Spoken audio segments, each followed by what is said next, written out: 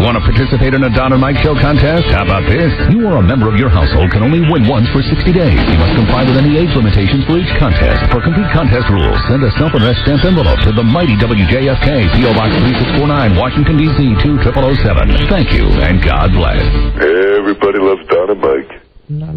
I don't think Joe will have to rub Beth Ann's feet.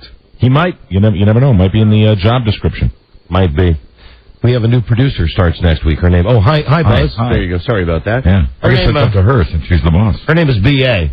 Bam. Mm-hmm. Beth Ann McBride. Or simply B.A. You know what? Hey, B.A. That's enough. You might have to... Dallas 40. That's the fight scene. Where he's up in the tower? Up in the tower and he's got the megaphone. That's enough. For a foot rub, Joe might ask his standard fee. Which is? A handful of magic beans. Joe and the Beanstalk. Coming to a theater near you. We were just doing a little play before the show. Little playlist. We were noticing. All right, now here's how things work around here. Okay. There's a little clock that Rob uses to time our breaks, our commercial sets. Right. And the timer. For my money, I don't see why they don't run more commercials. You know, it seems to me that there's got to be 40 minutes out of the hour that we're not running commercials. Right. We're only running commercials for 20 minutes out of the hour. That's all. Seems to me you got more work to do, Alan. Yeah. Anyway, it's very important that we play these commercials, we play them for the right amount of time. So Rob's got a little Radio Shack timer that we've used for years, and today he sits the thing down and it goes beep, beep, beep, beep, beep, like something's wrong with it. And with all of this... Warning. With all of this less than high-tech equipment that we have, this little Radio Shack clock is the one thing that kind of keeps us on time. It's reliable. So Rob opens it up, and... Beautiful. It's lovely. Is it working yet? Yeah, I got it to work. I just reset it. So he opens it up and it's full of magic beans? No. We open it up and it's got let me just say, less than brand name battery. I don't want to say the name because the name is a client, but it's a less than name brand battery. Really? Wow. And immediately, we surmised it's Joe in the grocery store, Joe saying, well, now, the Duracel's $169, but look, the Super S is only 87 cents. Super S. Hey, Tracy, I bought some magic beans with the money I saved on the batteries. Now, Joe's in here now. What's he doing? Hi, Joe. What are you doing, Joe? Howdy, Joe. Come on in. Here he is. Hold on. Let me get your tape ready. Did you buy those batteries, Joe? Joe. I guess I did. Yeah. Joe. But, I mean, because this station doesn't have batteries anymore until Redskins season. Why is that? I remember when I put this in, I was doing best of, and I hit a 940 break, and somewhere in 3.5 minutes in, the screen went blank. Oh, dear. Which is really not the point. So, are you growing your hair out again? Nobody understands what he's saying except the people who work behind the scenes. I was lost. But anyway, the point is I couldn't get a battery at the time for whatever reason. And what is the brand name? It's just out of curiosity. It's Super G. Super G. Oh, well then. Oh, very good. I'm sure it's a major manufacturer. Yeah, and I'm sure they're just as good as the real. Sure. I'm sure that the magic beans and grew some batteries. When I get to the top of the beanstalk, the batteries are going to be up there. The goose that lays the golden battery. Oh no, the giant. Joe. The giant. That's right. Can we? I think they have these batteries back there now. What, Joe? I think they have these back there now. Great. Work on that, please. I'll get right on it. Job one. Thank you, Joe. Get me a AAA pile. Okay. Leave me the clock. Pile. Thank you, Joe. And look at how fascinated he is with the simple function of the clock. And remember, if engineering doesn't have batteries, I do. He's taking the battery. What kind do you use, Buzz? Energizer. Hold on, Joe. Bring the battery back, because the battery kind of works the clock now, right? Industrial grade. For a little while. I'm a Duracell guy. Hey, you caught that real well. Well, thank you, Mike. You looked almost athletic there. Right. Almost. Don't go crazy. Impossible. Right. Before we start the show today, and welcome to the very low energy pre-show. This is the mellow pre-show that we offer you. You know, we've made kind of a decision that we're not gonna. Hey, there's Slap Happy Ed Pappy. Yeah. Hey, Shep. Hey, Slap Happy. Come here, Slap Happy. Come on in here, Shep. Excuse me, I lost my train of thought for Mom. I was looking at a strikingly handsome man. Come here, Shep. That works at the station known as Slap Happy Ed Pappy. He'll talk your ear off. He sure will. Remember him, Buzz? Ladies and gentlemen, please make welcome Slap Happy Ed Pappy. Thank you very much, gentlemen. Ladies and gentlemen. Let's see. How are you, Shep? Actually doing pretty well. That's good. That's Slap Happy Ed That's Pappy. coming from Shep. Shep is Slap Happy Ed Pappy. You are Shep. S-H-E-P, Slap Happy Ed Pappy. You now have 2 nicknames. Yeah. That's the way that works. Cool. So how's Biz out on the street, Slap Happy Ed Pappy? Because we've got the best afternoon. Oh, God. Get out of here, Ed. Oh, God. I think he was My sincere. God. There goes Slap Happy Ed Pappy. I cannot believe that. Wow. Let me explain what he just said. Wow. I don't know how much of that reached your airwaves. Boy, that's a word that we're nervous about. He said, I said, how's Biz? And he said, his normal, hey, it's great because I'm Tell them the best afternoon show in America. And I said, oh, come on, knock it off. And he said, no, I saw more on your show than Howard Stern. Uh-huh. No bull. Right, and That then, word. Then the word. Then he said the word. You didn't hear it, thank God. He said the Nice word. to know he's I like to make comfortable. sure. They didn't hear it, right? Yeah, no, everybody hit it. Everybody jumped? Everybody hit the button. Yeah. Well, Shep, thanks for coming on the show. That was great. That's Slap Happy Ed Pappy. There he is. So many buttons were hit, the lights went dark. Like a prison movie. Sales guy, I'm sorry, I lost my train of thought when he walked by, and now you can see why. He's a dynamo, Slap Happy Ed Pappy. He's just walking, talking energy. He's one of the people that we'll be neighboring with when our office moves down to this floor from the floor that we're on. You'll love that. Shep will always... yeah, right. Anyway, listen, you know we had to change the show a while ago, and you know what we had to do, and well, it all gets back to Slap Happy Ed Pappy. Yeah, but nobody would have known unless we told them. Correct. We'll but, maintain that. Yeah. But we did, and frankly, all you know Is what we've told you for so long. for quite some long time. Anyway, since the changes, Photographic. one thing we just Mike said that in the office before the show today. So that's photographic paper. Photographic paper. There was there's a manila envelope on top of my newspaper with 2 pieces of photographic paper. Photographic paper. Then we're going to all go out and have ice cream. With Shep, Slap Happy Ed Pappy. Listen. We don't waste collective time with bragging about our ratings. Right. Okay? We've spent What good would that do? 20 years doing that. However, It would be vain. we would like to say thank you, that especially since we've made these changes in the show, the ratings are up. Like the fifth dimension, we're up and away. We're delighted, and we want to say thank you. That's it. That's the end of that. We still got time for a groaner or two. Oh, good. I think so. All right, Mr. Shannon. What medical condition might you get? Oh, hello. 7 after the hour. What medical condition might you get if you come in contact with an arrogant American Idol judge? What would that be, Mr. Shannon? Irritable Cowles syndrome. Groaners. Oh, my God. You know, that's evil. There are lots of top movies playing south of the border in Mexico. Is that true, Mr. Shannon, at the Beverly Hills Savings Alone? How about Chevy Van Helsing? Oh, God. Finding chiclets. Dude, where's my 1971 Impala lowrider? Wow. Immigration agent Cody Banks. And my favorite, Juan flew over the cuckoo's nest. God. Help! Help! Wow. Jorge of the Jungle. Oh, God. I get it. And that Dr. Seuss favorite, Cat in the Sombrero. Oh, Mr. Shannon, you've outdone yourself. Groaners. Hey, now. Groaners. You can call Don and Mike anytime from anywhere in America. 877-365-3636. They're ready to believe you. There you go. Hi, Uncle. There you go. Everybody's here. Which one's your favorite, Julia? Oh, kill them.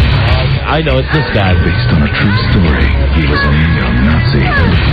True enemy. Himself, a man of faith, a man of truth, and a soul torn apart. Viewer discretion advised. Yippee! What? Magic beans. Magic beans for the beanstalk. Afternoon, Mr. and Mrs. Hopeless Tribe and all the ships at sea. Broadcasting to an audience that includes Ray Romano, Henry Winkler, and the Widow Ritter. Yeah, the Widow Ritter, yes. It's Todd Geronimo and, Mike O'Mara. Yeah, Hello. Thank you. The Don and Mike Show, new episode on this Thursday. 05-2704. Hi, Don and Mike. Buzz Burbank here. Hi, Buzz. Don and Mike Show, new episode on this Thursday. It's May 27, 2004. I love that. From anywhere in America, please to be calling 877-365-3636. From Canada, call 800-636-1067 in Washington, D.C. on WJFK FM. Call us at 202-432-1067. Again, Please, no photography. again, thanks for those great ratings. Yeah. Amen. That's all I want to say, is that, we're doing a show that we're happy with, and we're happy that you're happy with the show. Of course. And just because, and for those of you out there that missed the other part of the show, we're still doing it off the air. Right. We're still doing that show off the air. Sure are. Yeah. Better than it's ever been. And here we go. I'm ready for this. Scott, here's the first caller of the day. Scott from Salt Lake City, Utah. Thank you very much. Hi, Scott. Hi, guys. I appreciate the privilege. How are you, Scott? I'm doing really good. Thanks again. All right, go ahead. It's going to remain that way. What do you have to say? Scott. I'm going to interrupt you every time you start to talk. Don, Go ahead, it's Scott. time for you to eat crow and hand over Mike $100. I would be such a fag like you, and I watch every minute of it. And in all its fag glory, when she even broke her shoe, I it's know. time for you to eat crow and hand $100. Mike, I cried like a baby. $100 is coming your way. That once again, Well, I said yesterday that I wouldn't accept it. well, I'm going to give it to you anyway. Because it was a slam dunk. I mean, I knew I would win. No, but I really thought. Can I offer to accept it? Oh, shut up. I thought that the Tards were going to come through last night. The end of that show after she won, as far as real human drama, real emotion, I thought it was just like a movie. It really was like a movie. It was that good. I thought it was fantastic. Much like 24, I didn't like... You were disappointed. The finale of American Idol. Well, you were disappointed in the outcome. Oh, no. It had nothing to do with the outcome. And there were so many things that I loved about it. So many things that they tried to do to make it a bigger-than-life show that failed miserably. The technology was not all there. Like having, Jennifer Love, big ones outside. Right. And, she's worthless. Sticking the microphone, covering her whole face. And the only celebrities that they could get coming down their red carpet were Ray Romano, who showed us how cool he is because he didn't shave and he had on some expensive neo-looking sunglasses. Sharon Osbourne did not look good at all. My father cracks me up. He says, we were watching it, and when he came on, he said, look at Ray Romano. Ray, stand a little closer to the razor next time. Yeah, really. Ray Romano looks like he just got out of bed to come over there. And they're doing all it's a combination Oscars Super Bowl pregame show where they're trying to go live outside where they have the losers performing out on the street, and inside where Ryan Seacrest is with the judges, and they have the idiot people, and they got Clay Aiken somewhere, and they've got another Clay Aiken was in South Carolina. Is it North or South Carolina? One of those. And a woman with pancake makeup is in the Georgia Dome, and she's screaming, Ryan, we're so excited, we're so excited, and we've got the governor of Georgia. The whole American Idol thing's a train wreck for the first 38 minutes, so I'm loving it. And then they have Tamara Gray come out and sing the national anthem. Now, it was pitchy. Here's the thing. I'm as American as the next. We know. Go ahead. Take some blood. Take a number. Take some blood. It's red, white, and blue. There you go. But I don't need that in my American Idol. How about the judges forgetting to stand up? Well, now, Mike, see, there's where, on one hand, I'm looking at this and I'm going, this is just, this stinks. This is like, yuck. But then I realize there's a moment of greatness because they're on a wide shot, and everybody in the audience is standing except for Randy Jackson, Paula Abdul, who incidentally was trying so hard to push up those balloons last night. I think she succeeded. And Simon, and somebody gives them the heads up while they're on camera. Hey, stand up, it's the national anthem. I couldn't believe that when I saw that. It blew me away. And I just thought that, it's not the Super Bowl. You know, I mean, on Joe Millionaire, they didn't come out and sing the national anthem. Yeah, but don't you think those three judges were so firmly swimming in Lake Me that they just completely forgot that? Could it be also that's like they didn't even do it in rehearsal? Right. You know, the whole thing was so deliberate. Then I loved and hated the Brady Bunch style choreographed numbers where they all come in, like the big dumb country guy who really doesn't get highlighted. And here I am with my yellow. Let's all wear yellow. Each of the 12 finalists is supposed to have a moment in the sun. Right. And the talented ones like LaToya London and Jennifer Hudson, they get to sing for a minute and you get to hear they're pretty talented.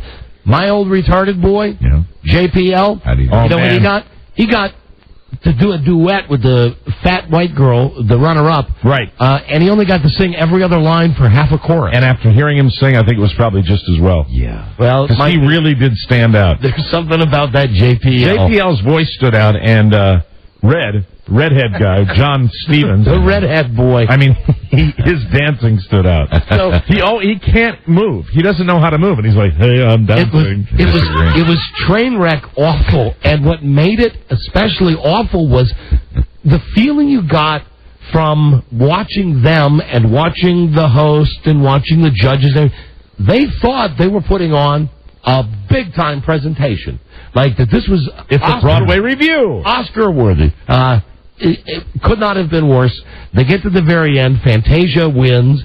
Diana loses. And Ryan Seacrest, obviously going off the script, goes over to the corner where Fantasia's baby is and baby's daddy. And going to bring the whole family up on stage. And as you see this happen, he goes, "Come on up here, come on up." And the camera goes over where her mother's holding the baby and the kids. And then some big security goon comes in front of them and goes, No, you can't do that. You can't do this. So now Ryan... Was that because there was no access?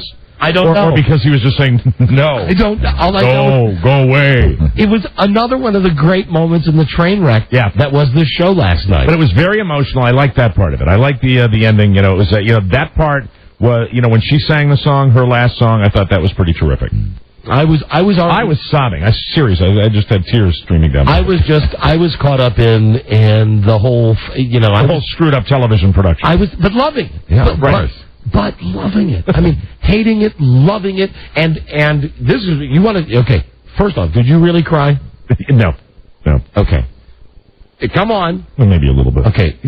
Just be honest, because I got emotional. I felt for her. I really felt good for her. Okay, well, I didn't, but I will tell you. But I'll tell you something that I did feel, which is something I've only felt for one other event in my life. Not that. Oh, no, not that. No, like that above all else. Whether it's alone or with somebody, sure. that is always number one. Yeah, that wouldn't be only one time in your life that you felt that. But do you know the emptiness that I feel come February when football's gone? You feel the same way? Do you know what I've realized now? And maybe this is why I've been such a faggot 14-year-old Barbie phone girl for the last 4 months. Because I know, like with football, every week it's going to be on. And that's how I watch it, because I like the dumb upsets. Right. I like it because you don't know what's going to happen. As I look at the TV guide, tonight you've got America's Sweethearts. What the hell's that? Oh, it's a movie. Oh, is that the movie with Catherine Zeta-Jones? And our favorite. I seen it. Billy Crystal. I seen it. William Crystal, John Cusack, Catherine Zeta-Jones. Doesn't it have... I'm a 3-time loser on that movie. I paid to see that movie. You paid? I paid to see it on pay-per-view. And I pay for whatever friggin' cable channel's running it tonight. Yeah. Julia Roberts is in a fat suit in it. She is. That's a winning film. God. She is, and there's a scene where the German Shepherd goes for Billy Crystal's private area. Yeah, but nothing could demonstrate more aptly the fact that, it's over. Sweeps are over. Yeah. Bye-bye. Put the garbage on. All the good TV show is over. So for you, it would be perfect if Idol began as soon as football ended and then continued until football began again. Although, you know what? I like the way you're calling it Idol. That's good. Yeah. But that's an insult to football, because there's nothing bigger in my, I mean, family, sex, everything else, but you felt that empty feeling. You had that feeling, yeah. And now you have to wait till, when are they going to put the next one on? In the fall? Yeah. Well, now I have football to look forward to. Right. Now I will get a training Just camp think you'll have Idol and football. at the same time. Come September. Hello. Idol doesn't come back until January. Oh, really? But football is my main, Jones. That'll keep me going. Hello. You'll be all right. Hello, Chris. Yeah, I just wanted to point out there was another train wreck in that show last night. What was that? Towards the end, Ryan was. It was right at the end, right before the credits. Ryan was saying when the next season was starting, and they cut back to the judges, and you saw all the judges kind of cutting at their throat, saying, "No, don't say it, don't say it." And Ryan kind of stumbled, and then said it was going to be in January. I don't know what exactly it meant, but they looked but he looked great in that tuxedo jacket. And please call him Seacrest. Hello, Seacrest on Idol. And at one point, didn't he say Seacrest in? When he went into Simon's dressing room. Yeah. Isn't he clever? He's crazy. Hello, Don and Mike. Who's this, Missy? Yes, I was just calling to say I'm so glad Fantasia won. I was crying hysterically. And are you? Yes, it's a great day for all blacks. Let me say that right now. For all blacks, it's a great day. Congratulations. You stood up. Your vote was heard, and you beat white man. You beat the white devil. Way to go. Way to go, because I thought the odds were stacked the other way with the whole soul versus pop thing. Right. Did USA Today use the headline, soul, not pop? You know, Buzz, let's see what the headline Let's see what they said. Soulful, sassy Fantasia crowned the new Soulful, sassy Fantasia. What's going on over there? They got to get soul in there. I'm a white girl. I voted for her from day one, loved her. And are you guys going to be giving away tickets to the American Idol concert? Honey, go listen to whatever station has a Z or a Q and it's called Simon in the Morning. We gave those away at our friend's finale party. No, you know what? Hold on. We might, because I'm looking here. You know what we are giving away? We are giving away tickets to the premiere of the Harry Potter movie. Really? So I wouldn't be surprised. We'll probably have it when it comes to our town. We probably will. All right, but listen, until then, Missy, and that's your name, right? Yes. Missy. Oh, really? Yes, it is. It's all right. Not only is it a derogatory term, Buzz, but it's her name. Okay. Let's all do the Bobo. Yeah, the for Bobo. Fantasia. Let's do the Bobo for Fantasia. Feisty, self-assured. Thank you. You know, if you use them all, it's feisty, self-assured, soulful, sassy Fantasia. Mm-hmm. They love that. I tell you, they love that in USA Today. Hello, I don't even know who this is. Chris. Yeah, what's going on, man? Don and Mike. Hey, Chris. How you doing? You're doing great. I'm really disappointed in the outcome. I don't know if I'm just a chubby chaser or what, but I was kind of hoping for the 16-year-old to go for it, man. Oh, God. You're creepy. I know. I really am, but I was kind of... Hold on, Chubby. You have the hots for Diana DeGarmo? Do you think? Honestly, yeah, kind of. And I'm 22, but, I mean... You know, Yuck. Stay away. You're evil. Yuck. What is it you like? Now, keeping in mind, as I just said, we don't do the show we used to, but then right, we can't talk about some stuff. Hey, just remember, much like the cicadas, in 17 years, Diana turns into her mother. What, she looks like she would have nice feet. She has nice feet. There are layers here. Oh, dear, this is disturbing. How about her mom?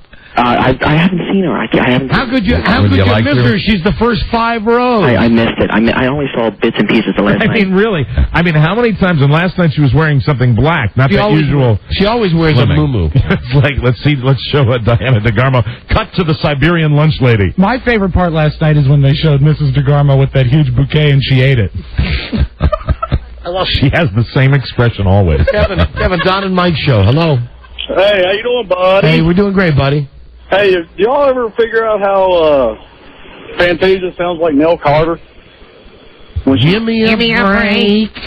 Give me a break. Nell Carter, I believe, is on the other side of the dirt, right? You bet, and that's a big hole. And even though she's gone, I hate to speak ill of the dead, but I think Nell Carter wishes she sounded like Fantasia.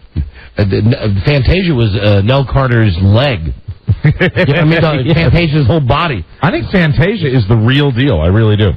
I think she's going to be a very big star. We'll see. Press the button, Ron. There it is. And now here's Fantasia. From last night's American Idol, your winner. Give me a break, I sure deserve it. I made it to the Hello, Mac, Don and Mike show. Hello. What's up, guys? Hey. I just want to say, I normally see eye to eye with you on everything, but I can't think that this show sucks more. And I'm so glad that it's over because I just don't want to hear anyone, including you guys, talk about it at all. Yeah, but I'm hooked on the show. Yeah, okay. Well, hold on. Make up your mind. Oh, you're hooked on what show? You hooked on our show? Your show, yeah. Hooked on our show. All right. Just a little. I can understand that. A little American Idol overkill. But I mean, hey, it's what the country's talking about. But that's not the water cooler. It's not why we watch it. There's a lot of those dumb shows that everybody watches that we don't. That's just that's the big popular dumb one that we all, with the exception of Buzz, don't like. Buzz doesn't like it. We all like it. That's why we skip Celebrity Mole. What I do like is that song, Gomer Says, Hey, Hey, Hey. Boy, we haven't played that in years. But make sure to tune in tomorrow for our recap of 2.5 Men. All righty. Well, you guys have a good afternoon. Gomer Says, Hey. I'll tell you something about 2.5 Men. All right. Without getting on a whole indecency thing. This is one of the shows. My wife, Frida, who is a wonderful, intelligent, educated woman, since she's gone back to work, she has found the need for dumb television because she's found out at the end of the day she wants to sit down and she doesn't want to think. She just wants something dumb. Right. So keeping with her new framework of what television is, one of her dumb favorites now is 2.5 Men. Okay. With Charlie Sheen. I do not track with the 2.5 Men at all. I've never seen it. I think it's hysterical. It is one of my favorite shows. I think it's one of the best sitcoms on TV. Really? Let me just say this. All right. This is touted as the CBS family-friendly 2.5. Yeah, there he is. 2.5 Men. On at 10:30. No, it's 9:30. It's on at 9:30.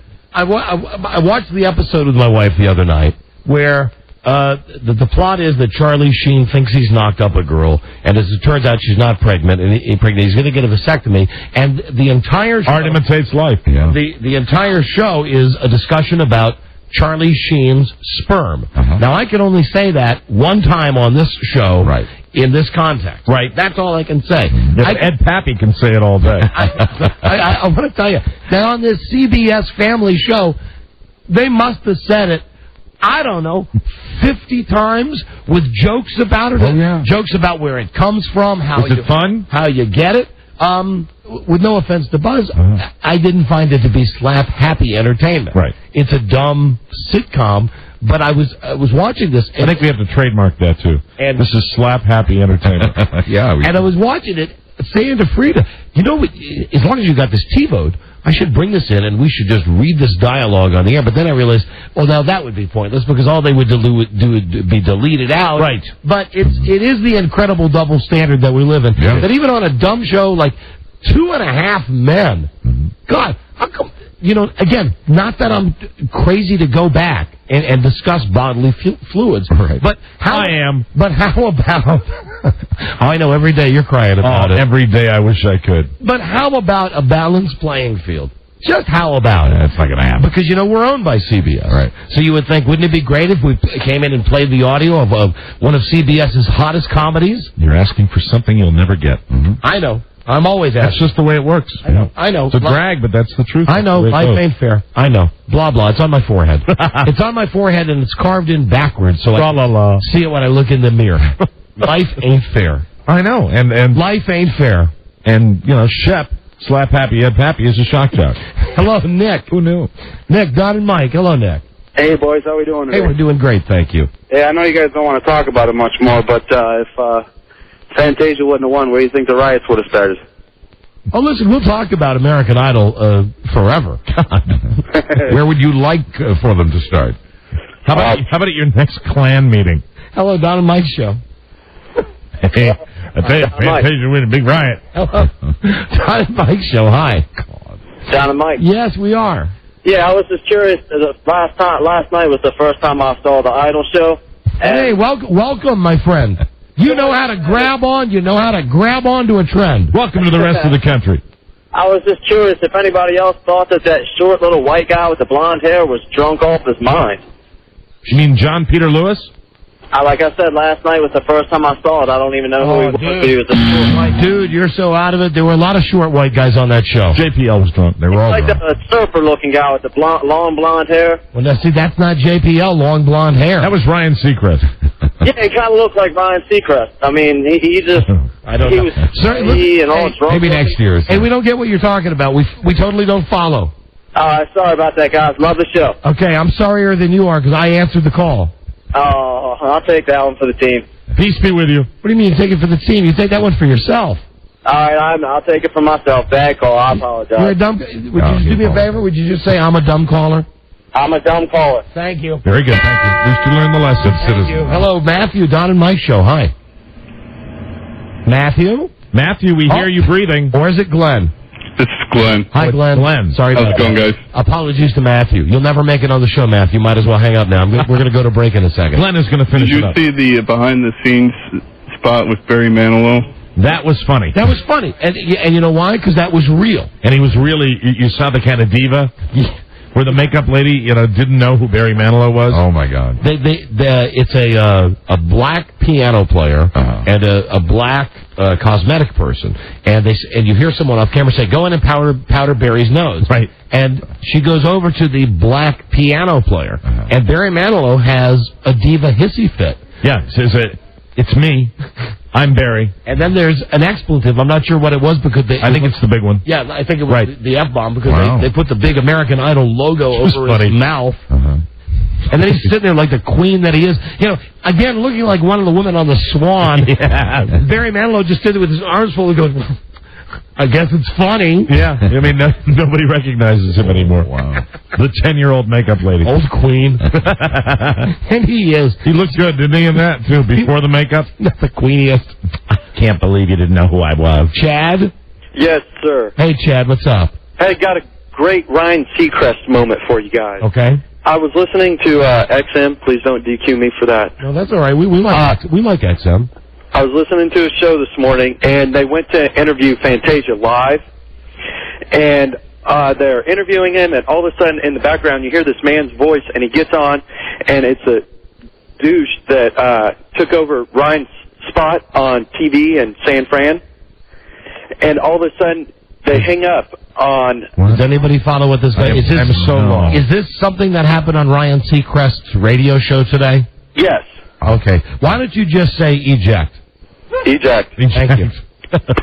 Makes you miss Matt. Did you see the Hollywood sign when they went to the outside theater? Did you see it in the background? Did you? Hello, It was very cute. Larry? Yeah, Don, Mike. Yeah, hi, Larry. Hello, Larry. I knew the fix was in for the darky to win because all of the magazine shows were promoting her for the last week. And I bet she has Hey. dried up It's feet the like burping an guy. elephant. It's not real. It's a fake call, Mike. It's the burping guy. Oh, really? I think so. Am I that transparent? Right, it's the burping we guy. recognize your Burping voice. guy. Come on, burping guy. Hi, how are you? All right, burper. Strange. Okay, get out of here. Okay, bye. He was Bye. doing a character, I hope. And then there's an expletive. No, I don't think so. Really? That's him?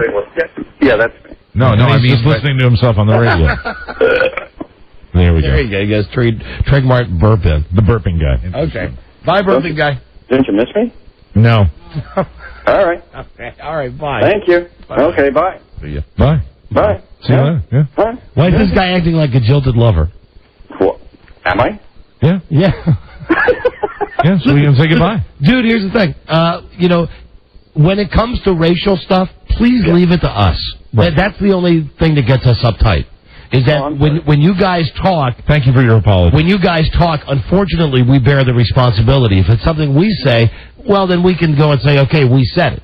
But when you say it, come on. I mean, I'll let you get away with some stuff. Oh, I thought darky would be more appropriate than Schwarza. All right. All right. Goodbye, burping guy. Get out of here. Bye, ladies. Okay. Love you. Leave the driving to us. Hang up. Eject. All right. Okay. Toodaloo asses. Toodaloo ass. Hang up. Come on, burper. There you go. He's gone. There he goes. He's gone. The burping guy. Wow. Wow. Well, what can I say? American Idol has turned this country upside down, Mike. Incredible. Take us to break, Fantasia. We got a big show for you today. And we're going to start with Joe Cicada tapes in a second. Give me a break, I sure deserve it. There she is. Congratulations to her. Fantasia. Hey, and I still don't know what her last name is. Barrino. Fantasia Barrino. And what is it with Simon calling her? He didn't call her Fantasia. He calls her Fantasia. I'd like to say, Fantasia, you deserved everything you got. And I've unbuttoned my shirt down to my navel. Sharon Osbourne said it the same way. Fantasia. Fantasia. Yeah, maybe it's the British. Fantasia. It's a nicer way to say it. Fantasia. But I know, Rob, you think they're going to attack too. So the British? The British. We beat them before. We beat them before, but they're coming across the ocean again. Well, Fantasia, take us out now. We'll be right back. This is the Don and Mike Show. Arthur, what are you doing here? I'm preparing to say goodbye. Oh, no, come on. It's Demerol, you ass, and tequila. It's a good mix. Heard about the memo, huh? Are you kidding? You think there's anything that goes on around here that I don't know about? There's somebody fourth in the Xerox room. I've heard about it. Listen, nothing gets by me. Nothing. What the hell's in your ear? Hearing. Well, get rid of it, for God's sake. I can't. Larry likes it. He says he wants me to keep it. Artie, I think it's infected. I can hear something inside my head. I guarantee you there's nothing in there, Hank. Here, drink this. No, thanks. No, I got a show tonight, and I'm obviously going to be under a massive program of antibiotics. Drink it. I'll knock you down on the floor, I'll put my foot on your neck, and I'll in that good air. That's two of you. Hey, Chihuahua. The Don and Mike Show. Not yet available on DVD. It's the Don and Mike Show. Not yet. Man, we could use the Larry Sanders Show. You know that? Yeah. We could use a very funny cable show. Well, there's Larry David, but that's only like in reruns now, right? Larry David ain't the Larry Sanders Show. No, well, what is the Larry Sanders Show? That's why I was saying I just like, That's it. God, I miss Gary Shandling. Gosh, I miss that Cowsills mom. That mini-skirted mom sure was sexy. No, never interrupt during Hank's. We never interrupt Hank's thoughts. So now I've memorized all his parts. Joe Ardinger, who was on the show before. Joe. Yeah, I'll give him a round of applause, Rob. Guy that bought the cheap batteries. Sure. Has a tape for us that we highlighted yesterday. We're going to get to it today. Finally, I do think, based on what you played yesterday, I think really this could be the greatest one ever. Yeah. And we've not heard this tape beyond the 10 seconds we heard on the air. I got a little background on, I was quizzing him on the circumstances, and he was very much alone. Okay, here is the deal.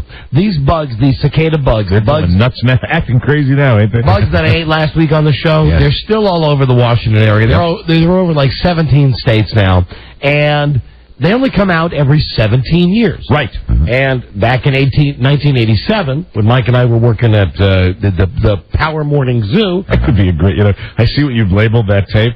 That could be a great band name. Joe and the Cicadas? Joe and the Cicadas. And I like saying cicada. I know, it drives me insane. Because of John Cicada. Cicada, yes. You're keeping his memory alive. Another forgotten Latin singer. Sure. Yeah. Another, he's right up there with Richard Marx. What I'd like to do, well, no, you couldn't make a naked Iraqi pile of singers. It would have to be Ricky Martin. Okay. I mean, if you're going to go for Latin type singers, all right. Richard Marx would be in your naked Iraqi pile of singers with big hair. Canadian? Pardon me? Was he not Canadian? Richard Marx? I don't think so. Brian Adams. Here's how we make him Canadian. But you could put him. You could put John Cicada in the pile with Menudo. Yeah, that's it. Enrique Iglesias. Right. Julio could be on top. Mark Anthony. Yeah. See? Yeah. There you go. There's plenty of them. Did I say Mark Anthony? It's Mark Anthony, right? Yeah. Isn't Mark Anthony the guy et tu, Brute? Yeah. Et tu, Brute. And Mark Anthony's now with J-Lo. Of course. Well, right? who is it? And who's got the number next on J-Lo? Who's got Buzz? Don't you have dibs on J-Lo I think I'm next. Yeah, enjoy it, Buzz. Pretty excited. So these bugs come around once every 17 years. Do you put Rick Springfield in the Richard Marx pile? Yeah, but like with Julio on top of the other pile, Rick Springfield's old enough, he'd be on top of that pile. I moved that we start a different pile for Rick Springfield that's also actors. You could also put Jack Wagner in there. No, but then you'd have a small pile. Then you'd only be able to play leapfrog. Singer actors. Singer actors. I mean, and that's a wonderful picture. Isn't it? Naked, like those Iraqi prisoners. If it was Jack Wagner and Rick Springfield leapfrogging. Oh, boy. Singer actors that I'm Mike loving that drank picture with. right now. What? Singer actors that Mike drank with. Jack Wagner. You drank with Jack Wagner. Yeah. Spent a good part of an evening with Jack Wagner. So these bugs, cicadas. Cicadas. You hate saying that. They come out every 17 years. 17 years ago, our phone screener, Joe Ardinger, and yes, that's why he is the world's oldest phone screener. Right. He got wasted and went out at 3 o'clock in the morning to tape the cicadas and his thoughts on wildlife. And incidentally, the 17-year issue with the cicadas, I have heard 3 jokes from 3 separate sources. I don't remember where they... One was Letterman, and then that all say, hey, reminds me of my senior year of high school. When they talk about 17 years, they come out of the ground just looking for sex. That's what they talk about. Right. I've heard that same joke, a variation of it, used three times, and I think it ought to be in Groaners. I was going to say, how come it's not in the Bitman file? The Bitman ought to be, hey, yeah, they come out, they stay underground for 17 years, and then come out looking to mate. It reminds me of my senior year of high school. How about they come out of the ground every 17 years just like Barry Bonds? Yes, a non-relatable. Perfect. Exactly. A good pickup line, though. Yes. Oh, no. Oh, dear. I may not be Fred Flintstone, but I could make your bed rock. Oh, my God. Is that from Bitman? Yeah. Pickup lines? Groaner pickup line. Oh, no. Wow. How sad. Here's one. See a girl in the bar? I'm here. What are your other 2 wishes? Hey, that is a legitimate laugh. Kind of funny. That is a legitimate one. That may be the very first one of all of them. So, 1987, Joe Ardinger, world's oldest phone screener, tapes himself. And Mike, you talked to Joe about this. Why did he tape himself? Joe was by himself, and he did this. The only way I can figure it out is because he was incredibly wasted. And here we go. We've not heard Check. this. Check. 1, 2, 3. This is Ardinger. And we're foraging out into my front lawn at this very minute. It's about 3:20 on Sunday morning. We're going to try to record some locusts. Locusts. A lot of people call them that. What's he doing? 17 years ago. This tape is 17 years old. Joe? I just hear him walking. Now, I hope there's more dialogue. We've not heard the tape. I hope it's not like a National Geographic American Spectacular. Sounds like the Blair Witch Project. Ooh, listen to that, though. Was that Joe laughing? Yeah.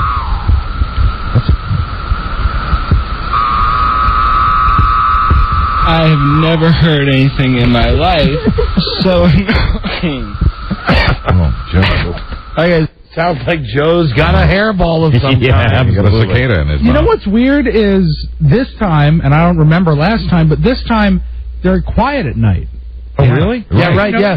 They only make the noise during the daytime. I'm so frustrated, and I know I don't, Buzz has a yard full. Yeah. I don't have any where I live. I got a million of them. Zero. I got a million of them where I am. Because my house was built in 2001. It's the hunters. Ross says, out where I live, the hunters are out there. But I back up to a big forest. If you have trees that have been there that long... No, I have trees like in the backyard that have been there for a long time, but I still don't have any. That's well, here's Joe again with what... Now, are these cicadas we're listening to from... They're cicadas from 17 years ago. Right. He refers to them in his stupor as locusts. It's 3:20 a.m. on Sunday.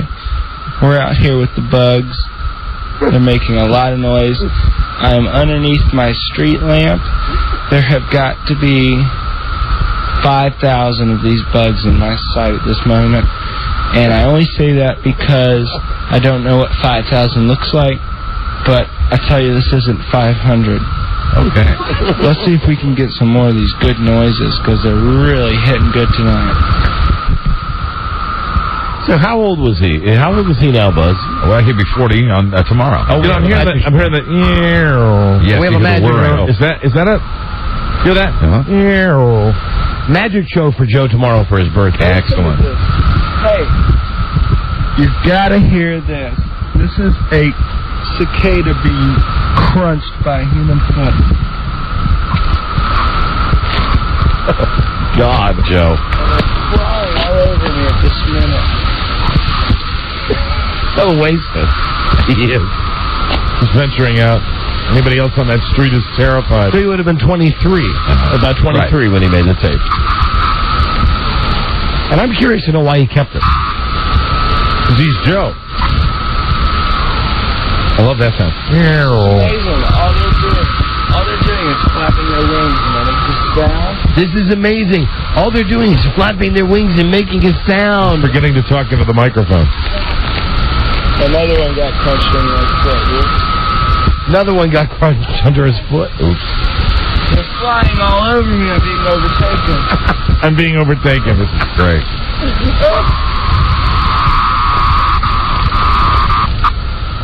That's pretty good audio, though, isn't it? Yeah. Classic Joe Ardinger. Joe.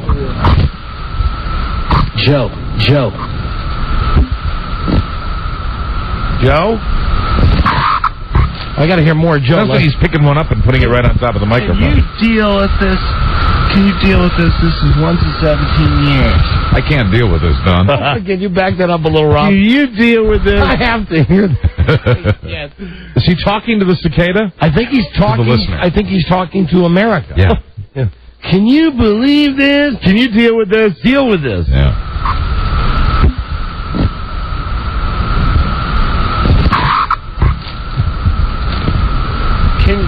Can you deal with this? Can you deal with this? This is once in 17 years. Okay, Tommy Chong. They're all over me. They're taking me over. Oh, God. Very uncool. They're all over the microphone. They are all on my legs. I got to get out of this mass of, like I said, like 2,000 larvae are all over. This is a live report. At about 3:30 in the morning on Still in the time check. And I guess by now it may be June 1st. But you just got to be here to believe it. I wonder how many I have on my back or my hair. It's hard to say, but this is all being recorded. You just can't imagine how good this is. Great. We're going to take a break, and we're going to listen to the tape, and we'll be right back. Oh, there's a second? You know what? Oh, really? Is it two parts? Yeah, Joe said there's two portions. Oh, hold on. There's a second half to the tape. Fantastic. You know what's really weird is this is not like we or another radio show sent Joe out to do this. This is Joe doing his own show. This is posterity. It's fun to Joe. I was just going to call him up on the phone, but here he is. Hi, Joe. Yeah, I think in the second half, because when I was mixing it the other day, I went and got a second microphone so you get more ambient noise, and I guess I get to slurp into one mic on my own. Now, what do you do? What do you do? First off, you're partying. Is that what it is? Yeah. Okay, so you're partying. And you decide to venture out with the. Is this something you planned before you started partying? No. I got home, and this was when I was living in Bailey's Crossroads, and I had a home studio at the time. I had this rather large 4-track cassette deck, right? A Q-Tech 402. Sweet. And, so I had a case for it, and I put it over my shoulder, and I ran a 100-foot extension cord all the way out to the street lamp. Wow. Too funny, Joe. On Washington Drive in Bailey's Crossroads. Did you have a sense of history? Is that why you were doing this? I don't know. You didn't know what you were doing. Were you interested in broadcasting? No, I wasn't. I had no idea what I was going to do with it. Maybe I was going to send it in to you guys. I have no idea. And listen to this. Listen where it ends up. Spotlighted 17 years And ago. how is it that you held on to it? I mean, most people throw it away. No, because it's on a 4-track, I have all my 4 tracks of all various music projects and stuff archived so that I can hopefully load them into my computer and You have blossomed. You've taken it up a notch. You have blossomed into an entertainer. But I'm so drunk, and I wish this was television. I mean, I'm like on one foot with the microphone stand up in the air, and I'm tapping them on the telephone pole. That's what you hear when they're going. Did you pick one up when you got that really close microphone sound? No, I was tapping them on the pole because I noticed that I had headphones on too. So I'm out at 3:30 in the morning on Washington Drive in Bailey's Crossroads. With headphones on. All right, here's the second half now. This would be the second side of the cassette. Joe Ardinger. Well, no, it's just the second outing. Like I said, I think I set up an ambient mic like right under, and then I had the remote mic to talk into. Wow. Thanks, Joe. There he goes. So this has to be better audio quality. We're back live. I think we're recording. Maybe not. I got to mono this out. We had a very serious accident with the tape machine. If I mono it out, then that gets rid of whatever adjustment he's made. He sounds younger, but just as drunk. Just as smart as what I was. Absolutely. We're back live. I think we're recording. We had a very serious accident with the tape machine. But we're back. We're going to record some more bugs. Bugs. Record the bugs, dude. I'm Joe. Deal with this. Can you deal with this? Ooh, prehistoric sounding. Pretty good. Here's the sound of me crushing one with my foot. We had a very serious accident. 100-foot extension cord. Dude! Can you deal with this? Oh, dear. All right, well, now, these are wonderful sounds, but... Does it make you feel any different about eating them? Oh, I'm starved. I just want to hear Joe. I can hear this if I go out on my back porch tonight. I want to hear Not this, Joe. though. This is like right up in the wings. Mike, where I live, they're all over. I mean, out on my deck, there are maybe, I'm like 100 of the shells that are out there. But coming into work, this is the first time I saw him coming right off the exit. And at my house, where the shells are all... Hold on. Excuse me, Buzz. I thought he was saying something. What, Buzz? Something about them being at it again. At my house, where the shells are piled up, now the dead ones, the adults, are going there to die, and it stinks to high heaven. Oh, my God. Yeah. A death pile. Yes. Are they climbing ladders? Oh, God. No. How's Marcia feeling today? I don't know. She's at work. You're kidding. Overtaken. Oh, there's white bug guts on the microphone. And I don't know how long you'll be hearing from this mic. This may become a bass drum mic from now. A bass drum mic. Put it in my basement. Use it on the bass drum. That concludes National Geographic's foray into bug world. I mean, what do you want? I dropped the tape recorder and everything. We've got bug noises deluxe on this thing. It'll probably never work again, but hey, we've got bug noises. And I've got bugs on my legs. Bugs all over the place. Tune in next week when we'll go hunting crocodiles in the Amazon. Till the next 17 years, we'll talk to you then. Bye-bye. And he did. Hello. Ardinger. You know what I was thinking? It'd be nice if he could, 17 years later, recreate the same thing. Oh, he can do it. Hello, Don and Mike show. I guarantee you, we could have played that tape, and a lot of people would have thought would think it's not 17 years ago. Joe from last night. Hello, Steven. Yeah, hey, you guys, I think my crap detector's going off here. That's not Joe Ardinger. That's Joe Namath. I heard him say he was struggling to get the pupa off him. Yeah! I want to kiss you. Hello, Dan. Don and Mike. Dan. Hey, Don, Mike, how you doing? We're doing great, thanks, Dan. Hey, I don't know how that's coming over, when you guys hear on your headphones, but to me it sounds like the ship from the War of the Worlds movie. Yeah, very... Yeah, that old radio UFO sounding. Yeah. Well, that's what those bugs... Where are you calling from? Sacramento. See, out of the West Coast, you don't know. They do make that sound. When you leave our building... do they really make that... Yeah. Yes, they do. And, I would not be surprised if that's the sound they used in Star Trek and in the War of the Worlds, because it sounds so much like it. Mm-hmm. It would almost have to be related somehow. Rob? Yes? No, not you. Another one. Rob? Do you remember the HBO special with the mental guy that said, I can't handle it, I want to get out of here? Yeah, I remember that. Yeah, Bellevue. That's Joe. Go back to the first segment. I've been here 7 years. Towards the end, and he sounds I hate this like place. All right, hold on a second. Nothing works I hate this place. Nothing works here. The medications don't work. I've been here for 7 years. All right, hold on. Let's listen to 17 years ago, Joe. Check. 1, 2, 3. This is Ardinger. Nothing works here. Foraging out into my front lawn at this very minute. It's about 3:20 on Sunday morning. Here, the medications don't work. I hate this place. Nothing works here. I've been here for 7 years. Nothing works here. Nothing works here. Obviously doesn't like this. Pretty good. All right, thank you, my friend. There you go. All right, See ya. Goodbye. And one more here, Chris. Chris, hi, Don and Mike show. Hey, the funny thing about it is there were actually no bugs there at all. It was all the farms kicking in Joe's head. The bugs everywhere, man. Yeah, man, they're crawling all over. Man, they're overtaking me. There's actually tape of George Michael out in the cicadas anyway. They're on my back. They're on my foot. And they're in my hair. I'm being overtaken. Watch out.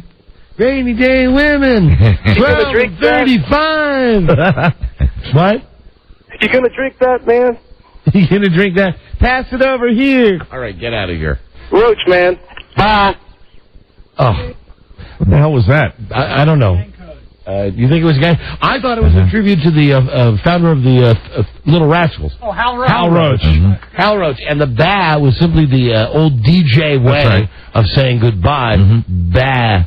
Oh, it's the way Ryan Seacrest would say goodbye if he didn't say Seacrest out. Speaking of, I have to tell you, the first guy that I ever heard say bah and get away with it was Larry Lujak. This disc jockey at WLS in Chicago when I worked there. And one time, Larry Lujak cracked my ass up like you wouldn't believe it. He didn't even know I was watching him. He pulled out of the radio station one day. He had a Corvette. This is 1981. Right. He's got a Corvette. He's a famous disc jockey. He's kind of like Imus. He's got the old skin and the cowboy hat. Don and Mike. And he pulls out of the radio station as I'm walking in. Now I see a super jock, and he's waiting to pull onto Michigan Avenue, and a guy at the stoplight slows down and he's coming by. His car's coming by. Larry's pulling out, and the guy's also driving a Corvette. The guy gives Larry Lujak one of these. How you doing? You're a member of the club. You have a Corvette too. He gives him like the Boy Scout, the how you doing, the salute. And Larry Lujak, without even batting an eye, just turns around and gives him the finger. Just gives him the finger. Nice guy. And he's a superhuman being. Yeah. You know what? The only reason it just made me think of that. Right. I swear to God, I did the same thing today. Did you really? Today, I'm coming to work. I drive a car that a lot of people drive, and there was a guy that was coming towards me on a 2-lane road. Right. Same car, same color, same year, and everything. And in another hybrid, as he got the Prius. Right. As he got closer, he nodded and gave me the one finger, not the finger, but gave me the. Hey, I've got this vehicle, the same one you have. Hey, and I swear to God, Larry Lujak gave him my mind, and I gave him a look too, like. Oh, just hey, pal. Like I gave it to him, like, and a good and long one where I kept it, and then the guy drove by, and I thought, what is wrong with me? And then I remembered, it was cool when Larry Lujak did it. So it was down in your subconscious. You just react, learned behavior. Yeah, learned behavior. Thank you, Buzz. That's what it is. Learned behavior. Right. And thank you, Joe. Check. 1, 2, 3. This is Ardinger, and we're foraging out into my front lawn at this very minute. It's about 3:20 on Sunday morning. Young Joe Ardinger. Try to record some locusts. A young broadcaster. We got a break. We'll be right back. This is the Don and Mike Show. Don't tell me they're just letting the audience just stand out there like that. Oh my God. Okay. Hey, let's hurry, y'all. Seriously. This is retarded. They told me they were going to do a vamp. Oh no! What are they doing? Let me see. Oh, my panties are short. I grew. I thought they were going to. I know. Well, I'm just not going to just stand out there. I thought they were going to vamp. Okay. Okay, thanks. The Don and Mike Show. Hello. You can call Don and Mike anytime from anywhere in America. 877-365-3636. They're ready to believe. Right. I must say, from where I sit, I am truly enjoying your colorful patois. Yeah, thank you, Fred. They respectfully declined. Don Geronimo and Mike O'Mara. We had a tape of Britney Spears there. And would you be surprised if I told you that of all the celebrities who are not naked, right? If you had a picture of Britney Spears, you get the most money for it. That'd be the one? That would be the one. That's the big, but she's not naked anywhere. No, I mean, she's naked everywhere, but she's not naked on film. Right. Britney Spears or Angelina Jolie. Oh, boy. They are. But wait a minute, but I've seen, there are movies where she's been naked. This is not from a movie. This is if they were going to pose. Okay. For Playboy, Penthouse, and stuff like Stuff and Maxim doesn't count. Right. Okay, all right. So they're talking about your main skin magazines. How much they'd pay? Who would they love to have? They would pay $1.2 million for either Britney Spears or Angelina Jolie. And neither one of them needs that money. Right. Playgirl magazine says that they would pay Justin Timberlake for $100,000. Now, why are the guys getting less money? That's what I want to know. The show is Twigs and They Berries. always do. I don't know. Because, I mean, I would think, really, it should be equal, that, the guys and the girls should But, Mike, hold on. both be an equal moneymaker. Let me finish. Playgirl said George Clooney, no, that's $1 million. Oh, okay. All right, if you get Clooney. And if you get Brad Pitt, $2 million. Really, $2 million? If he would pose... Remember we had Playgirl in here a couple of weeks ago. Boy, did we. The queerest magazine. The cheapest celebrity. I mean, I'm sure there are some who... Obviously, there's lots more who could command less. Sure. Right. But on the list that Playboy and Penthouse got together... Matthew McConaughey is at the bottom of the celebrity list.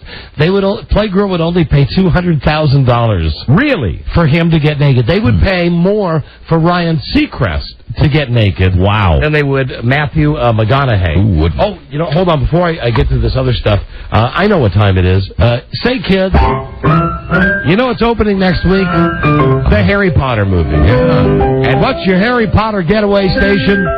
This station. Yay! Whatever station you're listening to right now. It's Don and Mike's show. And I love that music. We're going to call the Harry Potter hotline, where every day Harry Potter has a message, I think, for one specific fan. I'm not really sure exactly Great service. how this works, but it's just, let me get the Harry Potter hotline. Hello. Welcome to the Harry Potter hotline. Oh, here it is. I'm your host, Harry Potter. To hear about the movie, press 1. I don't care about that. To hear about what the merchandise is that we're offering on the Harry Potter hotline, press 2. I don't want to hear that. To hear Harry Potter's tribute to his #1 fan, press 3. Hi, Rob. Hi. I'm Harry Potter. And I'm looking at you. You're a magical sorcerer, aren't you? There's no one like Rob Spiewak. That's why today I've written a poem. Ode to Rob. Oh, this is good on the Harry Potter hotline. Roses are red, violets are blue. I like Robbie, and you will too. Rob's so big and very strong. I've known him for quite some time. That doesn't rhyme. This upper plate sucks. Can't eat any corn at all.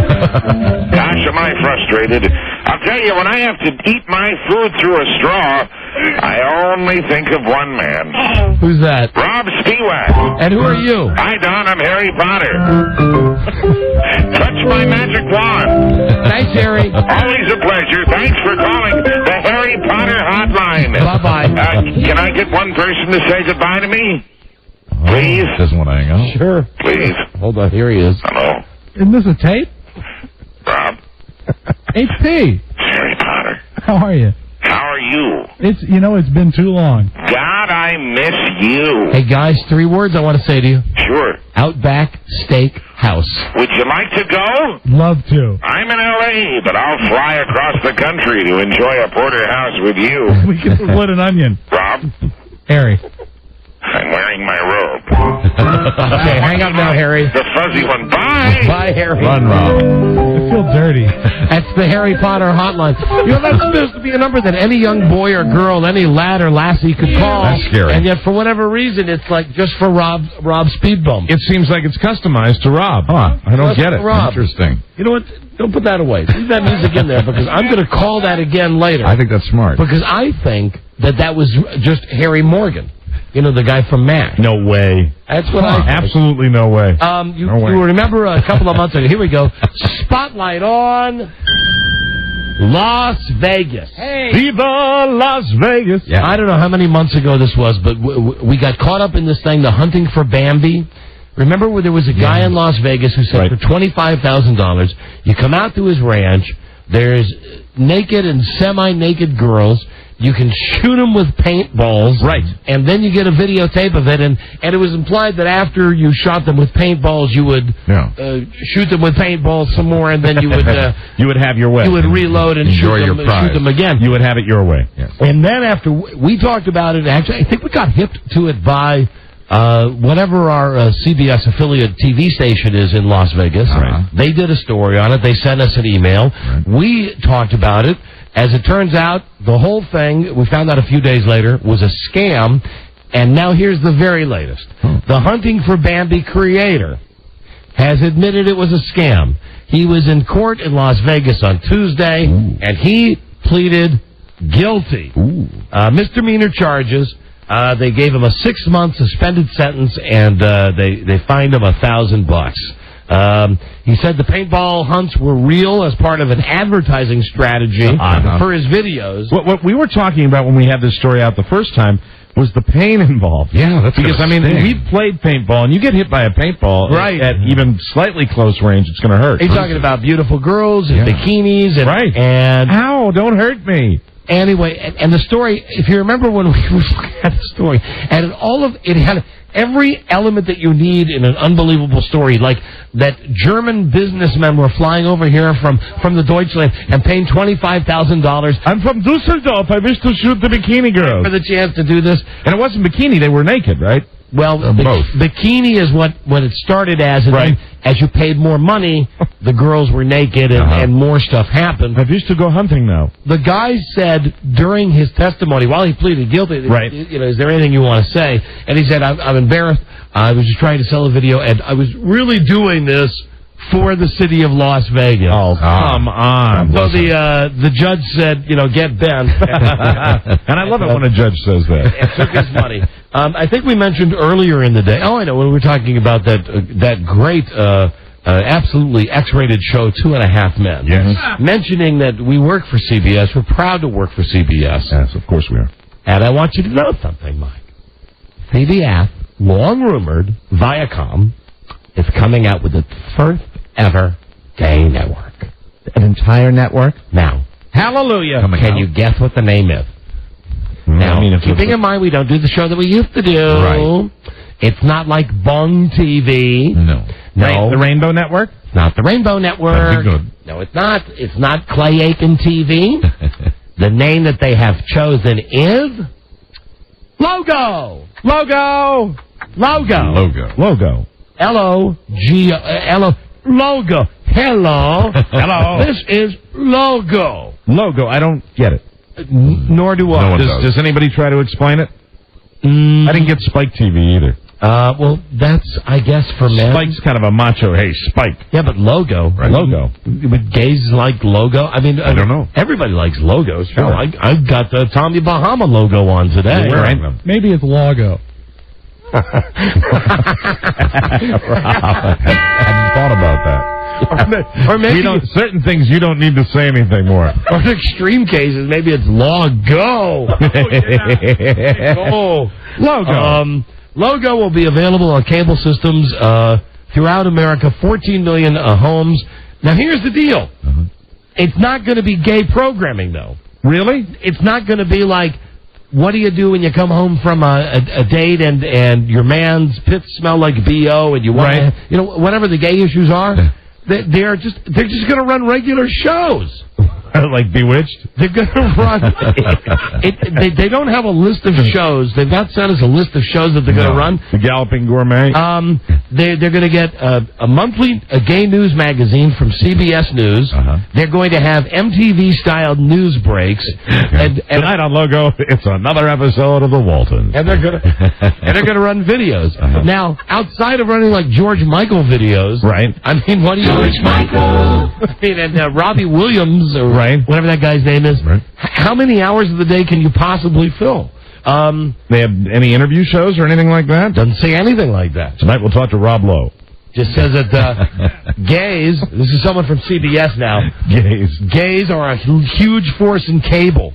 Really? Yes. And also, we don't think Logo is indecent. Don't you think we should put together our gay network? You've always fancied yourself as a TV program director, and I would say, what is what would be your primetime night? If you had to do it, if you had that big, big bulletin board. I tell you what, I wouldn't pander to my gays. I wouldn't put crap on like Will and Grace. No. Where you've got the gay, okay. Where it's the over-the-top stereotypical gay guy. There's the gay guy who's okay, and then hold on. There's the faggot. You know what I mean? Like with the funny one comes in. As soon as he comes in, and he's talented, but the way they set it up on that show is, I guess it's Will. Is that the guy that lives with Grace? Right. He's the gay guy who you can tolerate. Well, okay. Then the other guy comes in and is like, hello! That's what I do when I go out with other men! He's great at making entrances. That's part of his thing. You need an anchor man to anchor the whole thing. May I suggest Stone Phillips? You're not beating anybody over the head with it. It's just there he is. Rugged good looks of Stone Phillips. If you go with the second string network guys, are you familiar with John Sigenthaler from NBC? Is it Sigenthaler? Whatever it is. John Sigenthaler. He loves wearing a red tie. And power tie. And the guy on CBS, John Roberts. Have you seen him? The next in line for Dan Rather? Absolutely. They could all be dreams. I'm John Roberts. Anyway, it's coming soon. They say they're not going to use profanity. There's going to be no sex on a gay channel. It's mainstream programming that shows you will see everywhere else, except it's targeted to gays. People's Court. That works with anything. Anyway, and also, just because I'm crazy about gays, you should know that Rosie O'Donnell, who should just really shut up. Just, shut the frig up. Thank you for tuning into Logo. It's another Bonanza Marathon. Now it seemed like that could work. And so could My Three Sons. Andy Griffith. I mean, so could Batman and Robin. Oh, sure. Think about all your great homoerotic shows. Hey, don't leave everybody out. How about Jake and the Fat Man?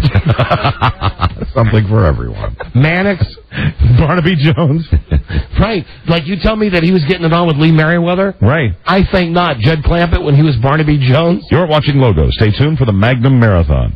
And what about designing women? Oh, yeah. Design them. Yeah, I think that would work. That would work.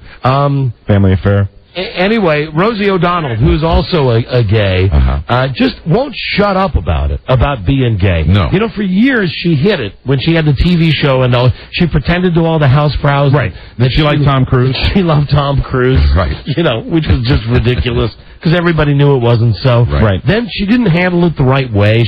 Well, don't you find, though, when you look back at that, don't you find Tom Cruise kind of womanly?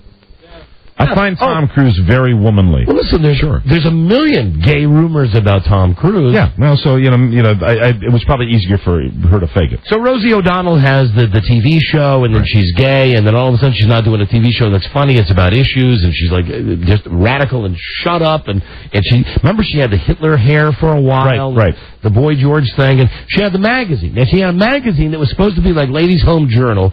Thing goes out of business. She ends up suing the guy that's in the magazine with her. She's like fighting with people all the time. Right. Now she's got a gay cruise line, and she's coming out with a magazine for gay families only. Really? Yes. She's the editor.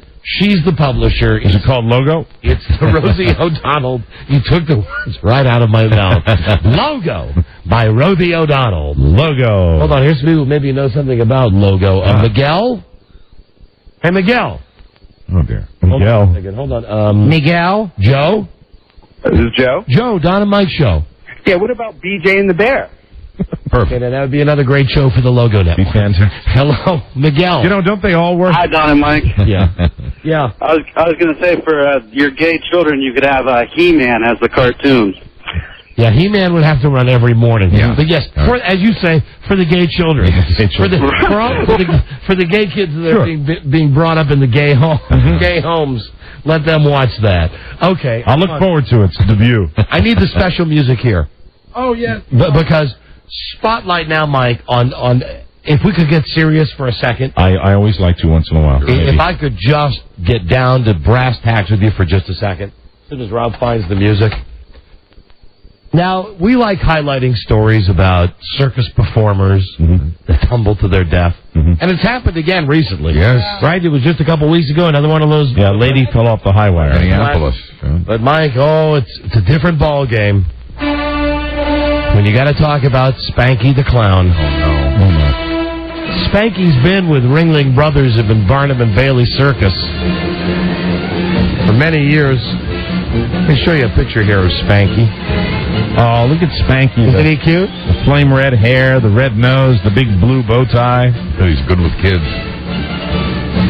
You just can't help yourself, can you? You know something we don't? Well, no, I just, kids love clowns. Spanky's arrested on porn charges. Oh, dear. Sometimes I wish this was TV. Oh, God. And it's not just porn. It's kiddie porn. Oh, no. It's kiddie porn for Spanky. Oh, Spanky. Let me see. Customs agents say that they've been looking at Spanky the Clown, also known as Thomas Rico. They've been looking at Spanky the Clown for about a year now. Oh, no. They've looked at his credit card bills. They've looked at tens of thousands of names from internet porn sites that he logged on as.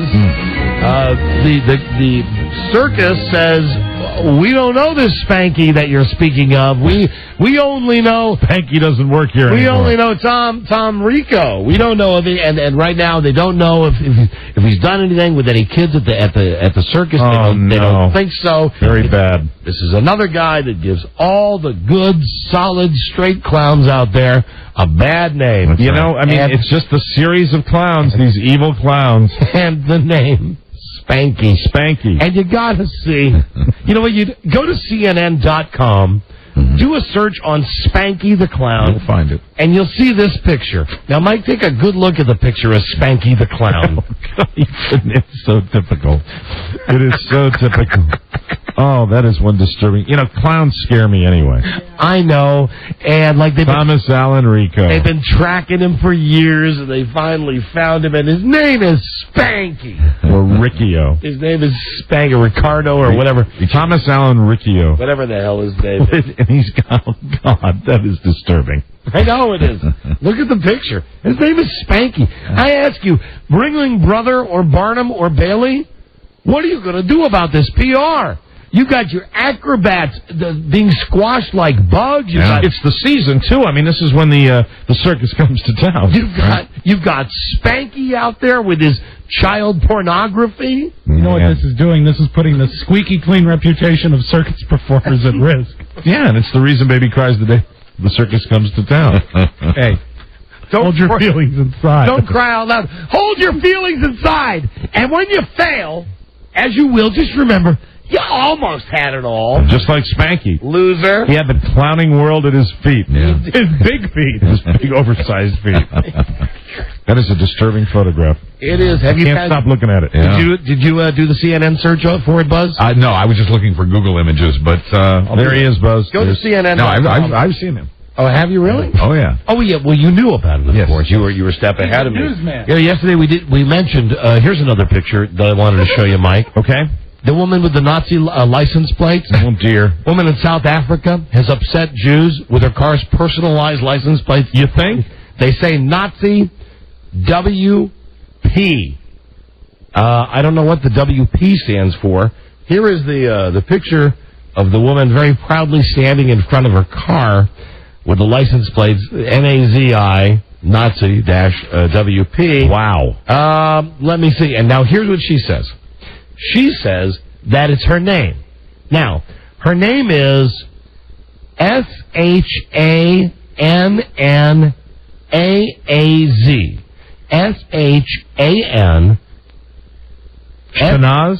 Shanaz. Mm-hmm. And that clown has a big Shanaz. And she said her mom abbreviated Shanaz to Nazi when she was 1 year old. I'm sorry. I'm not buying it. And it's been her nickname ever since. Hey, Nazi. Now, I don't get this because this girl in this picture appears to be about 20 years old. Well, the nickname theory is accurate because we've had program directors who we've given that nickname. Understood, but they're not sure. Can you imagine that you got like a 3-year-old girl? Yeah. Hey, Nazi!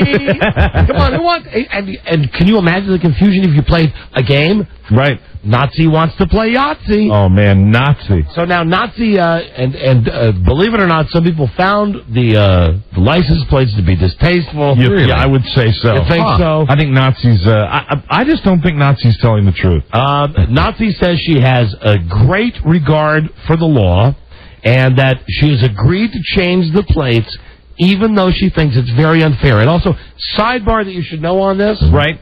She's had the Nazi plates for 8 years. Oh, my God. And now it's finally getting noticed? Wow. Somebody called the cops. Well, maybe she lives far away. And hold on. Here's a good follow-up. Oh, I hope this guy's still on the phone. Hello, Don and Mike. You still there? Did I hang up on you? Hello? Hi, Don and Mike. Oh, no, it's a girl. I thought it was a guy. Hey, Don and Mike. Hello? I think it's Nazi with pride.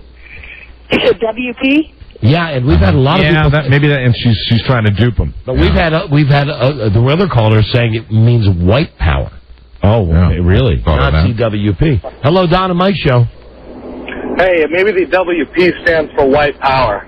Right. Okay. You know, either one I could see. I mean, maybe she's just trying, now that she's gotten caught, she's trying to slither out of it. And what person named Shanaz isn't for white power? But here's the deal. If you're putting Nazi on your license plate and you are making some sort of evil political statement, you're probably not going to be fazed. I mean, if you're doing that, so she's either very, very stupid, or she really is, you know, I don't buy the fact that she did this politically. And all I know is that our phones are going crazy with people wanting to tell us that WP stands for white power. Really? So there you go. Advertisers, I know you quite often like to look inside the demographics of the Don and Mike Show. There you go. I only got time of... Calm down, Sacramento. CBS, besides having the Logo Network, the gay network... Right. You know, they have the Republican and the Democratic conventions coming up very soon. They're going to have to televise them along with everybody else. Walter Cronkite wants to work. Right. You know what CBS said to him? CBS said, we'd love to have the great ultimate newsman of all time, Walter Cronkite, involved in our coverage. Walter Cronkite. Then they sat him down in an office, and they said, Walter, here's what CBS is now. CBS is Viacom. CBS is all of these other networks. So, for the Democratic Convention and the Republican National Convention, Walter Cronkite will be filing reports for MTV. That's kind of cool. I am not kidding. That is kind of cool. I am not kidding. I feel bad for Walter Cronkite. But that's the only... It's not for everybody. It's MTV? Just for MTV. Right. So, okay, now hold on. At least Kurt Loder will have someone his own age now. You're here all week. Thank you. I'm here all week. I'm here for the next 4.5 years. And Mike, this is Walter Cronkite. Stay tuned for Road Rules. How sad is Wild Boys. What is that show? The Wild Show? The Wild. I don't know that. Wild on the Real World. Wild. The last thing that I did want to mention it's been on the news. I saw it last night on the CBS Evening News because I mentioned I work for CBS. We all do, and that's the only channel my TV gets. I know. Tonight on Pimp My Rascal. In 1992, in Singapore, they banned chewing gum. Yeah. Now it's 2004. Really? This was on the news last night. God. They've legalized chewing gum in Singapore. Isn't that where the guy got caned? Oh, yes, that's right. However, there's a catch. If you want to buy chewing gum in Singapore, you have to register your name and your government ID card with a pharmacist. Yeah, well, they have to do a background check. Any pharmacist who sells gum to you without you having all of the paperwork gets fined $2,900. It's not going to stop because the gum chewers are going to get their gum anyway. So here's what they decided. They decided that gum is bad. Right. I was trying to do the handgun. I know you were. It didn't work at all. No, I got it. Yeah, did you get it? Okay, I wasn't sure whether that was working at all. I got it. Yeah, they're just going to bring the gum into the inner city. Yeah. If gum is outlawed. Yeah, right. Gum was legalized.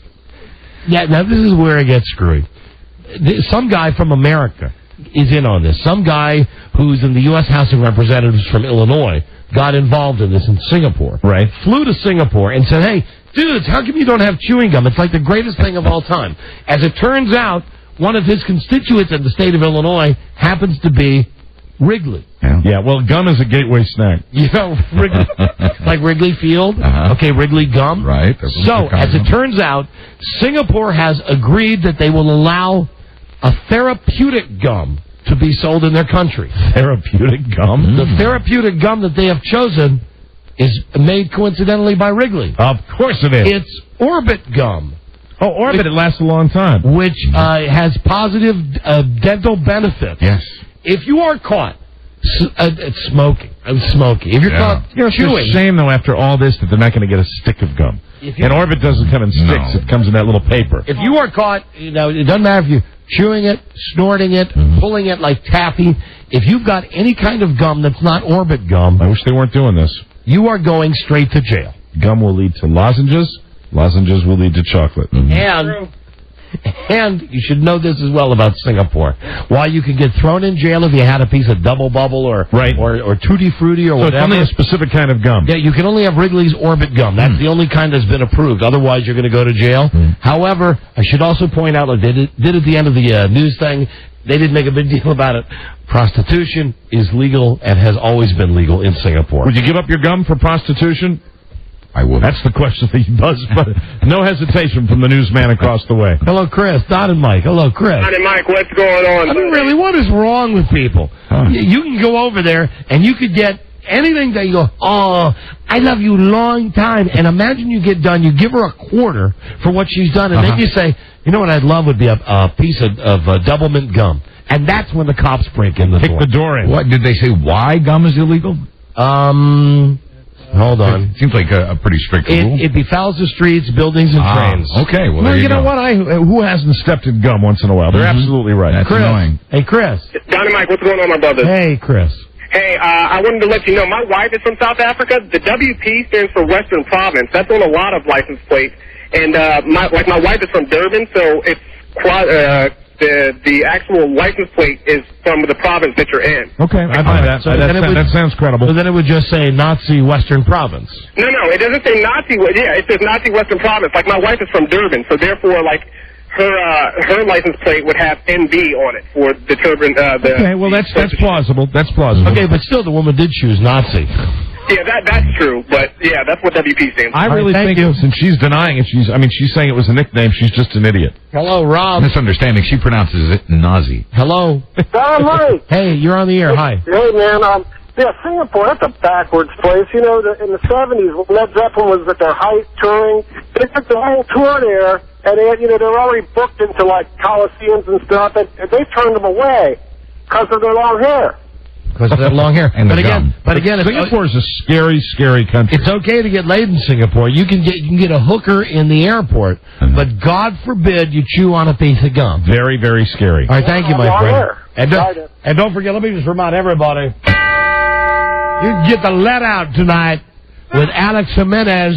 Tonight, get the lead out. Fantastic. It's all lead till you're dead tonight with the monster of the 80s rock, Alex Jimenez. Yes, it's lead before bed. Hefe will not be chewing gum. Tonight on WJFK or your local station. Get the lead out. Listen, when we come back, we don't have an interview for today, but we do have a bunch of people that we'd like to interview. So what we will do when we come back is simply try to call some of these people. Very good. Live on the air. Proof We'll be right that back. comedy doesn't need to be funny. Right. The Don and Mike Show. I don't need to hear that now. That sounds, it's bad to hear that. Sounds better coming out of a break. Going into a break, it's like enforcing. This show sucks. Are you upset? The Don and Mike Show. Would you like a stick of gum? Would I? But I would like a hooker. Yes, consider it done. Be right back. This is the Don and Mike Show. You have to think of the audience as a child that you're in charge of. And you have to do right by the child. And the child will ask for things that they shouldn't be given. Are you guys listening? Because it'll make them ultimately less happy. It'll be a better feeling for them. You listening, They'll look children? back on this thing and have something that they experienced in their lives that didn't go to hell. The Don and Mike Show. Jerry would know. Two hot and hairy bear studs. Don and Mike. Yes, we are. Yes, and that is what we ask of you. That's what Jerry said. We will play a game later. Give you a chance to win some cash. Tomorrow on the show, we're giving away a one-of-a-kind embroidered Don and Mike Harley leather jacket. Not just like the ones we wear. Courtesy of Patriot Harley Davidson in the city of Fairfax. Live the legend. Also, tomorrow you'll get to meet our brand new producer. She doesn't officially start until after Memorial Day. But we'll call and get her going tomorrow. Bam starts Tuesday of next week. Beth Ann is her name. Bam. And tomorrow is Joe Ardinger's 40th birthday. And he's real excited about it. Yeah, and because we don't get strippers anymore or sex shows, we asked Joe what he'd like, and he said, in all seriousness, I'd like a magician. Magician. So we've gotten him spanky. Oh, yes. And doesn't this magician also do balloon animals? Which is great on the radio. Fantastic. Anyway, it's all for Joe. We'll do that tomorrow. Now, as I mentioned, we've got a bunch of interview topics we'd love to get to. A bunch of newsmakers that we'd like to call, but unfortunately we've not been able to book any of them. So we're just going to go through the list and to see who we can get. Very good. I'll give you the setup, and then Rob will make the call. There's a family in Arkansas, a woman who's 37. Her name is Michelle. She just had her 15th kid. Wow. Whoa. Let's call her up. She may be busy. Man, and the newest youngin is named Jackson, and they're all J names. They all have J names. That's nutty. Hi, Don. Oh, hi, Robbie. Please get her permission. Hi, Rob. Yes, I shall. Hi, Mike. Hi, Buzz. Yeah, Rob. Over 16 years, she's had 15 kids. Wow. Took a year off. We're talking about never stopping. Here we go. Jana, John, David, Jill, Jessa, Jinger, Joseph, Josiah, Joey, Anna. She's got to be Catholic. Jeremiah. So it's Catholic radio. Jedediah, Jason, James, and Justin. Tell her that we operate, the birth control used on this show is a Catholic version. There we go. Hey, we hit pay dirt. So we're going to get the mama? Yeah. And boy, oh boy. You know, I can only imagine. Must look like a garbage disposal. Oh, stop. You know what I mean? God. 15 kids. I know you're kind of hung up with that, and you've been hung up with that in the past. That's stretchy. Yeah. Play-Doh-like. Absolutely. It's big, and it's like, I wonder with the last kid if they, one time our garbage disposal. Jackson was delivered via C-section, though. Well, maybe before Jackson. Anyway, recently we had a problem with our garbage disposal. Yeah. And because I'm a man, I occasionally like to pretend I know what I'm doing. Right. I got the toilet plunger, the wooden end of it. I just jammed it like this down, and the garbage disposal just went like a wood chipper thing. So it worked? Yeah, it worked. And anyway, that's what I'm imagining. Did you feel... That's what I'm imagining. Did you feel manly after doing that? Well, no, I've forgotten about that. Yeah. Just You're thinking about that, yeah. Just think about the way that garbage disposal looked. Right. All angry with the teeth exposed, with the having cut through the wood. I think I see what you're talking about. Rob is engaged in quite a negotiation here. I would think after 12 they'd just fall out. Be like that Monty Python meaning of life. Yeah.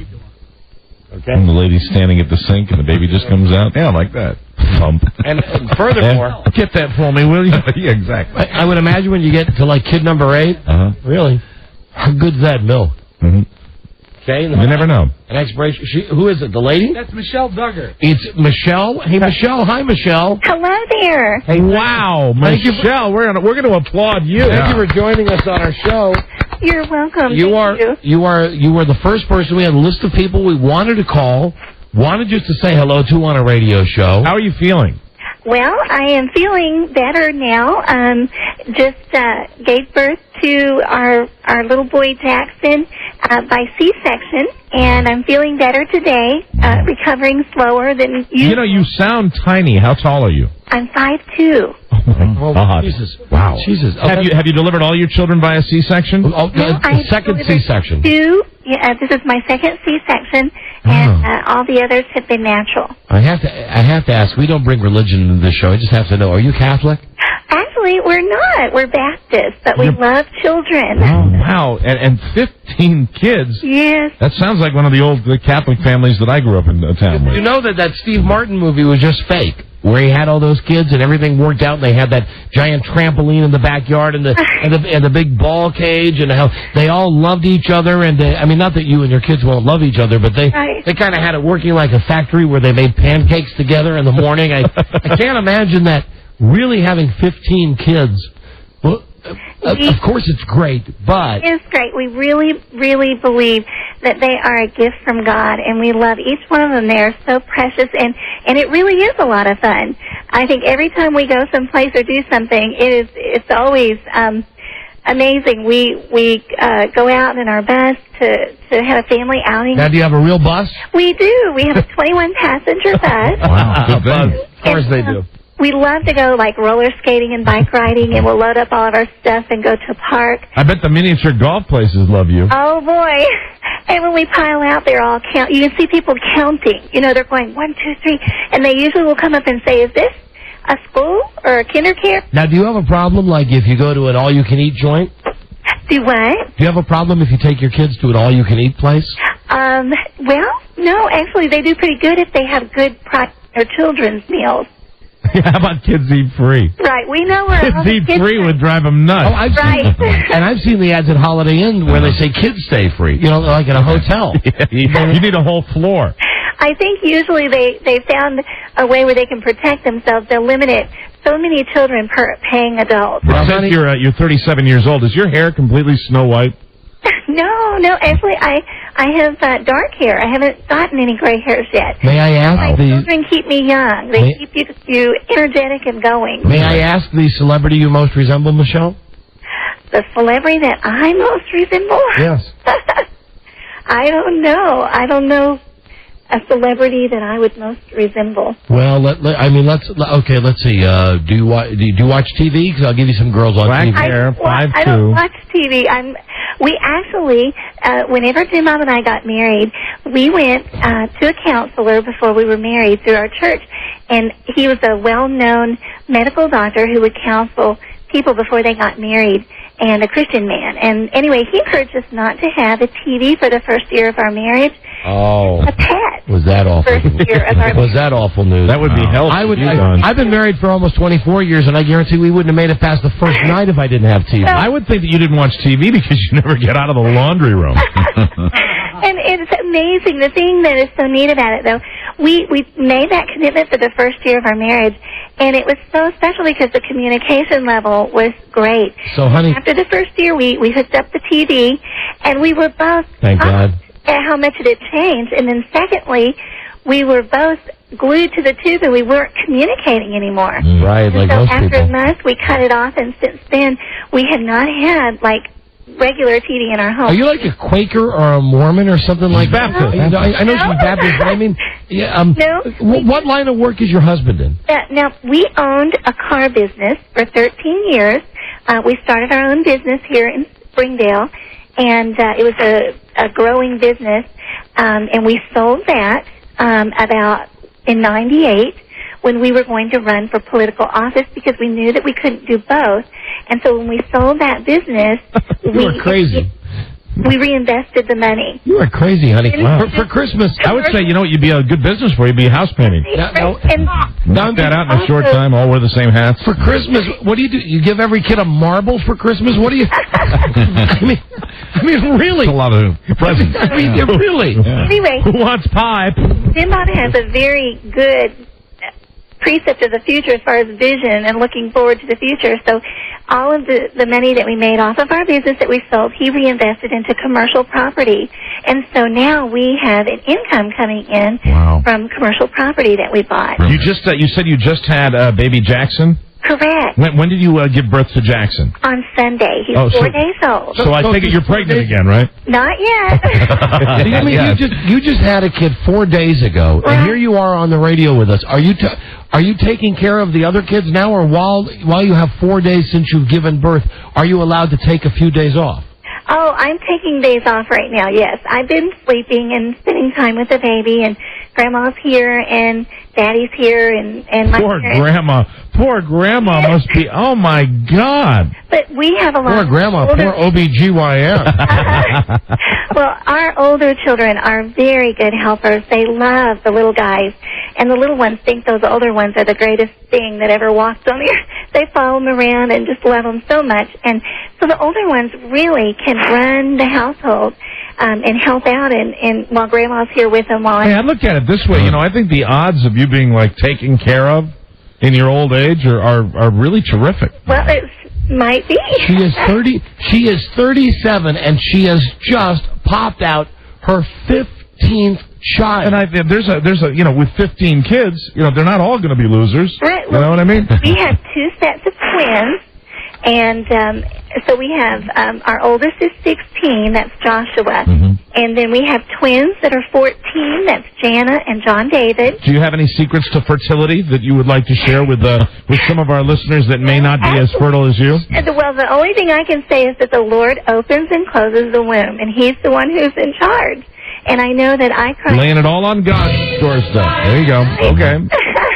Nothing like Brussels sprouts or anything like that? No, I really can't give any of those. No, you just call Jesus. Hey, Jesus, open my womb. There you go. There you go. And I prayed, and the Lord heard my prayer. And Did you pray for kid number 15?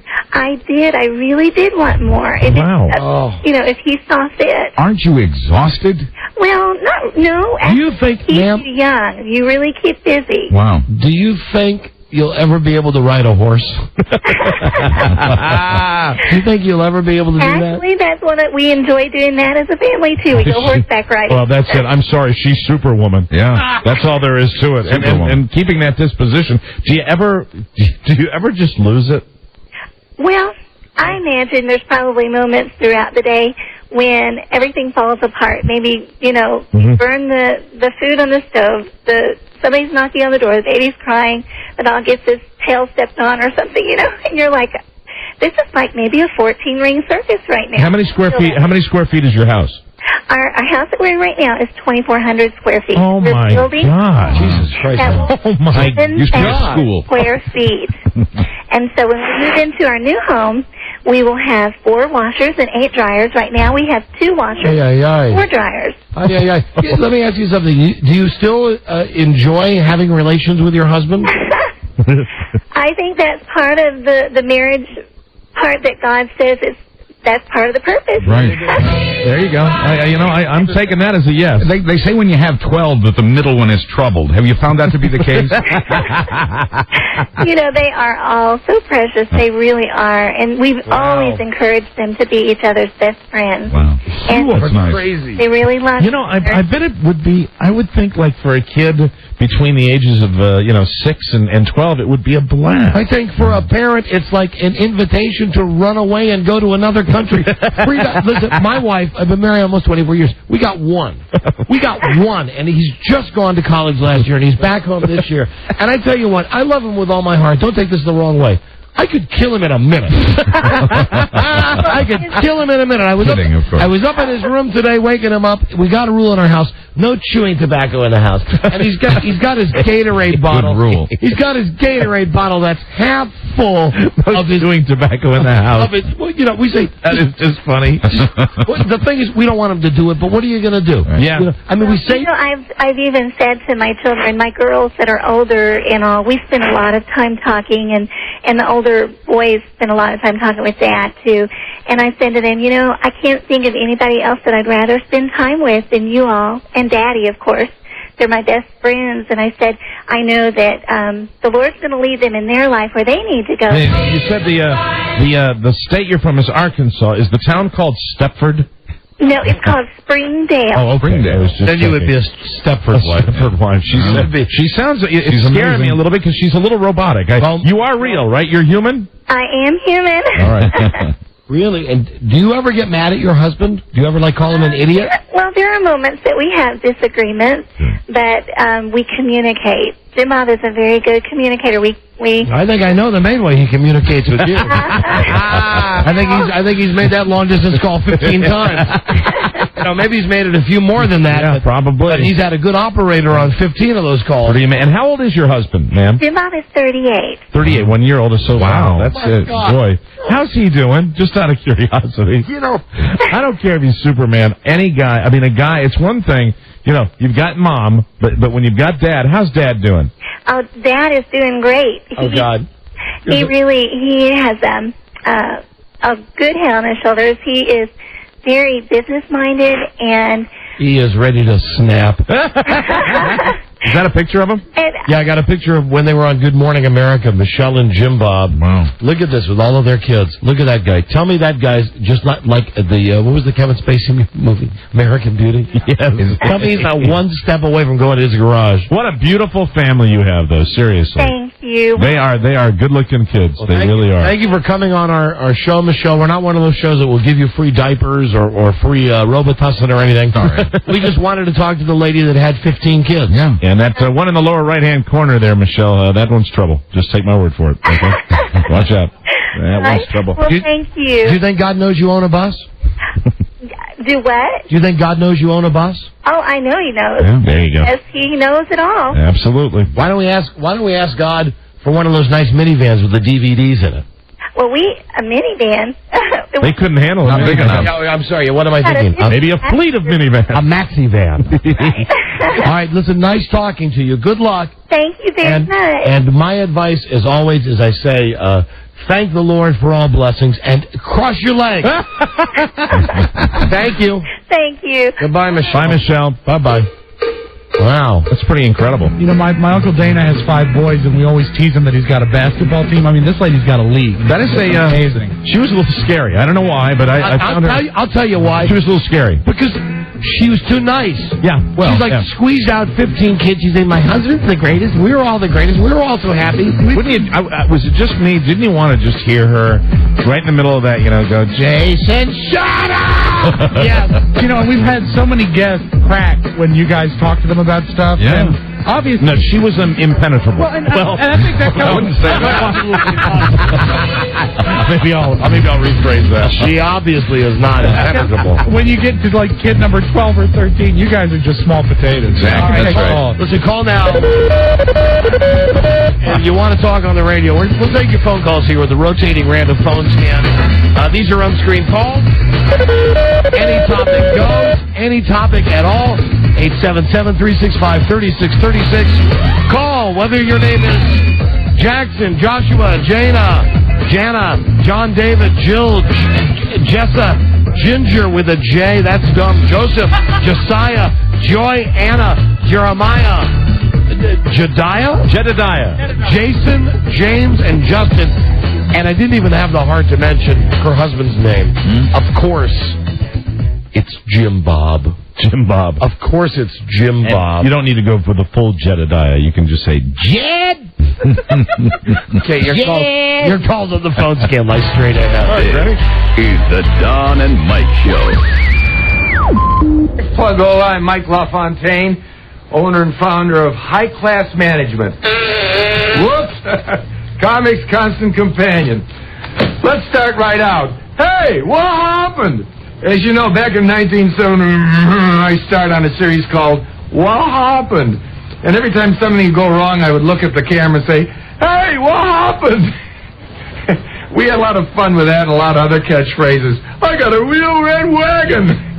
And I can't do my work. And I believe I was the first one to use the phrase, I don't think so. But it only lasted a year, and that's good because that's how you establish a cult. The Don and Mike Show. Hello. You can call Don and Mike anytime. from anywhere in America. 877-365-3636. They're ready to believe you. Step into my office. Why? Because you're freaking fired. Masters of the taking touch. Don and Mike. Right. Let's get right to your phone calls here. All right. On the phone scan. I live for this. At 877-3636. It's from America. Canada, 800-636-1067. Come to me. Washington, D.C. Bring him to me. 202-432. Hello, friends. 1067. Friends, Jim Nance. Yes, radio. Here at Butler Cabin, friends. Let's just say hi to Vinny. Hope he's recovering nicely from his surgery. Friends, Jim Nance, want to say hi to that woman with the incredible 15 children. Yes, there's a lady in Arkansas. We'd like to say hi, the amazing talking womb. Hello. John and Mike show. Hello. Hello? Hello, phone scan. Hi. What's happening? Hey, you're on the air. Oh, hey, Don and Mike. Yes. What's happening, my ninjas? Right on. How are you? Not bad. It's Ian from Salt Lake City. Thank you. And now we've got the whole bio. What can we do for you? I just wanted to say thank you. Without you guys, I would have quit my job a long time ago. I have to drive 150 miles every day, and it sucks. What do you do driving 150 miles a day? I deliver parts for Acura. Like, I have to drive 50 miles north and 50 miles south. You ever drive the full 50 miles and have the wrong part? Yes. That's got to suck. A couple times. Yeah. Good man. Oh, it does. It does. Does that job suck? You know, that's a job. Every once in a while. I'd love that job. That's a good job. I see, like, the UPS guy. And what guy hasn't seen the UPS guy? And for a moment you think, boy, you're out there. There's nobody telling you what to do. You're wearing the shorts. You got the door that's open. But then on the other hand, you got jerks that come to the door and like, where's my package? And you got people like me. When they come to the door and try to be nice, I'm like, just shut up and give me the package. I have a question for this young man. Yes. Are you considered smart by your peers? Yeah, I'd like to think so. Thank you. Your friends are lying to you. Kidding, because we care. If you were delivering auto parts, that you'd go just to the same old places, so you wouldn't have to worry about directions and finding that, and you'd be able to, get the fastest routes to different places. Oh yeah, it sinks in after a while. You get it down. What job would you rather do? I'd rather do Yeah. Is there a job right now that you'd like to switch to? What's your dream job? anything that paid more. Anything that paid more. Good answer. And what's the number one most in-demand car part that you have to transport in Utah? Bumpers. Bumpers? Yeah. Bumpers. Yeah, I'm not even driving the 50 miles, and I'm already bored. Well, it seems to me that you are on the escalator to the next floor. Yeah, get ready for the executive washroom. Mm-hmm. Just one last question. Yeah. With this job of driving the 150 miles, is it hard to provide for your 15 kids? Do you get to see all of them? Jeremiah and Jonah and Jedediah, otherwise known as Jed. Hello. Don and Mike show. Hello. How are you doing? Yeah, hello. Hello? Oh, the Donald Duck guy. Donald Duck guy. I don't understand. Well, for some reason, whenever we have this guy on, it always ends up sounding dirty. What? What, Donald Duck? What? He's doing a disco duck thing. Oh, he's doing disco duck. Yeah. Hey, can you do the Donald Duck sneeze? I do that for kids everywhere. Last person I think I performed this for was Julia. No. No, thank you. You are simply a pretender. Here is the contender and champion, Mike. Okay. Let me adjust my collar. Mike fixes his collar. You know what Mike does? He turns around. Do you remember when Frank Gorshin would be like on Mike Douglas? He'd have to turn around to do the impression just because he's such a horse's ass. Okay, Mike, here we go. Here we go.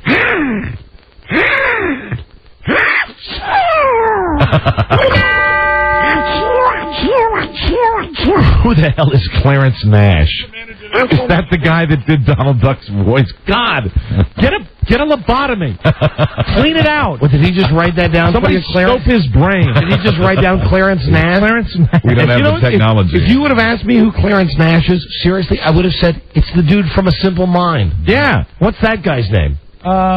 See, now that you don't know, but you know the guy who is the voice of Yeah, but you know the Simple Mind thing. And isn't it a beautiful mind? Yeah. Well, yeah, when I say a simple mind, that would be He's thinking of Joe. the 80s band. That's the sequel. A Simple Mind. Think of these cicadas. Hello, Don and Mike show. Don and Mike. Yeah, hi. Hey, do you think after 15 kids that guy looks a little bit like Montgomery Burns? No, actually, Smithers, rehydrate me. You know, if you go to abcnews.com, they were on Good Morning America. Take a look at the guy.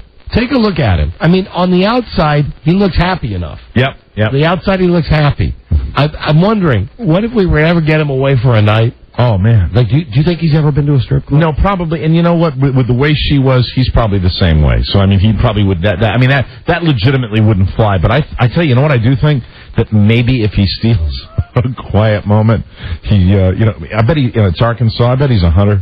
I mean, he just sits there and he just gently fingers the gun. What if we just sent him some porno and just said, this is free. This is a good way for you to get what you need without every time. Well, send it in a plain paper bag, otherwise the kids will get it. That's true. We don't want that to happen. Without every time having to have a baby. That family. When we phoned, Jim Bob answered. Oh, really? He had the exact same tone and disposition as his wife. Yeah, only he sounded like this. Hello! Hello. Don and Mike show. Hello. Donnie. Yeah, hi. Who's your daddy waddle doodle? Where's my Cadillac? Hello. You're not my daddy. You don't get the Cadillac. Hello, Don and Mike show. Hey, how you guys doing? We're doing great, thanks. Great. Listen, I was wondering, are you guys giving away anything over Halloween? I know it's a little while off yet. Pardon me? Are we giving anything away for Halloween? Yeah. We're trying to figure out how. We are in tense negotiations and plans to try to do a 4-hour show tomorrow. Okay? Don't ask me about Halloween. Hello, Don and Mike show.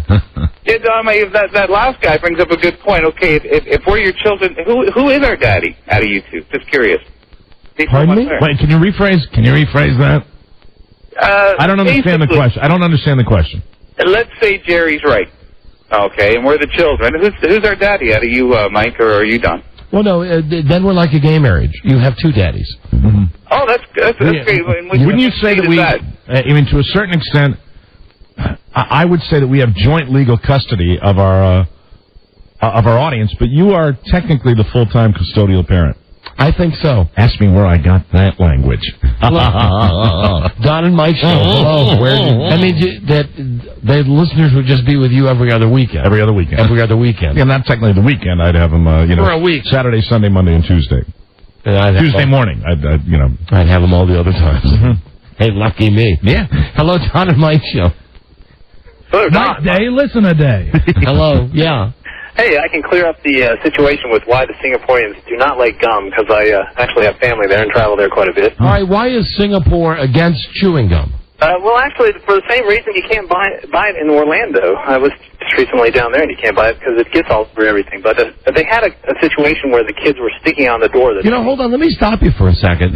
You can say that they've banned gum, but we were down at Universal, I don't know, like a year ago, and maybe not chewing gum, but they certainly sell enough junk for kids that could get, like cotton candy, right? That you could get on all over. I don't think gum is outlawed in Orlando. Just recently down there. I stayed at the Polynesian Village one time, and they just had tubs of Big League Chew in every room. Yeah. I'm hanging up with you. Your call is worthless. They've not banned gum in Orlando. Mike, for a never-been-chewed piece of gum, okay, can you tell me the man who invented Big League Chew? You know, the bubble gum that comes in the wrapper that looks like chew? No, but I love it, and it's too sugary, and I wish they don't make a sugar-free Big League Chew, do they? Can you name the guy that invented it? I have no idea. He is Mr. Jim Bouton, the author of the greatest baseball book ever, Ball 4. Yeah, absolutely. And what's the other book he wrote that I've never read? He wrote 3 books. He wrote Ball 4, then he wrote Ball 5, which is what happened. It's one of those things authors do where you get the first book and then you get like what happened since he wrote the book. Then his wife wrote a book about what a hellstorm it was to be married to Jim Bouton, and then Jim Bouton wrote another book about his wife's book. Oh, wow. But still, the best sports book I've ever read. And he invented Big League Chew? Yes, bar none. Like shredded the gum, that's the way he did it? Ball 4 by Jim Bouton to make it look like tobacco. What the players were chewing. Man, oh man. Jim Bouton. But there is no such thing as sugar-free Big League Chew, is there? I would not. It's not. Robbie? I've never seen it. Candy is Rob's wheelhouse. Well, they need Candy. Yeah. They need a sugar-free Big League Chew. Hello, Don and Mike. Phone scan. God. The weekends here have a stick of gum. Yes, in Singapore. A stick of gum. Hello, Don and Mike show. Hello. Hey, Singapore, it's Joe Ardinger. Try my brand new brand. In Singapore, they've banned a stick of chewing gum, also nylons and chocolate bars. Joe Ardinger's Dumb Gum. Yeah. Chew it till your brain melts. Dumb Gum. Dumb gum. I'm out here with the locusts. Dumb gum. Hello, Don and Mike show. Radio guys, how are you? Hi, we're doing great. Hey, the people on Jimmy Kimmel last night with the 15 kids, it was unbelievable. They were Hold on. Were they on Jimmy Kimmel last night? Yes, sir. Wow. What was this? What is a satellite? 10 minutes, very well behaved. Well, the baby was crying. They had to remove the baby. There was someone else, and one of the littler kids had to be removed. But otherwise, they were perfect kids. The father was an assemblyman for 4 years in the town, and it's just unbelievable. You could see in the back corner a huge table with about 6 computers on it.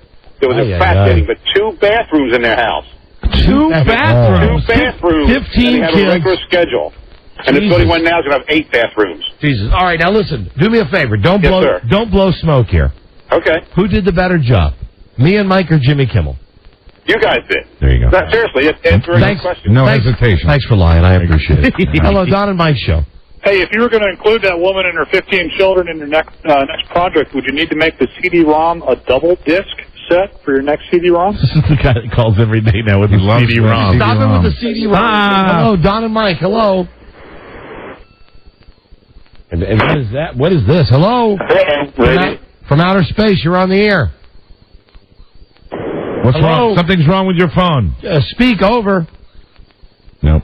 Hello? Not going to work. App says what? Over. Hello, Don and Mike. Hey, I was the last winner on your Super Bowl. I was the Jim Nance guy.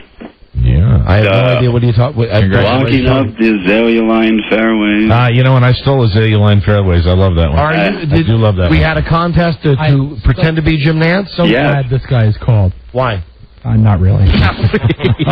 Hey, I wanted to say, though, that you know that lady from Arkansas, she's like, oh, who are you?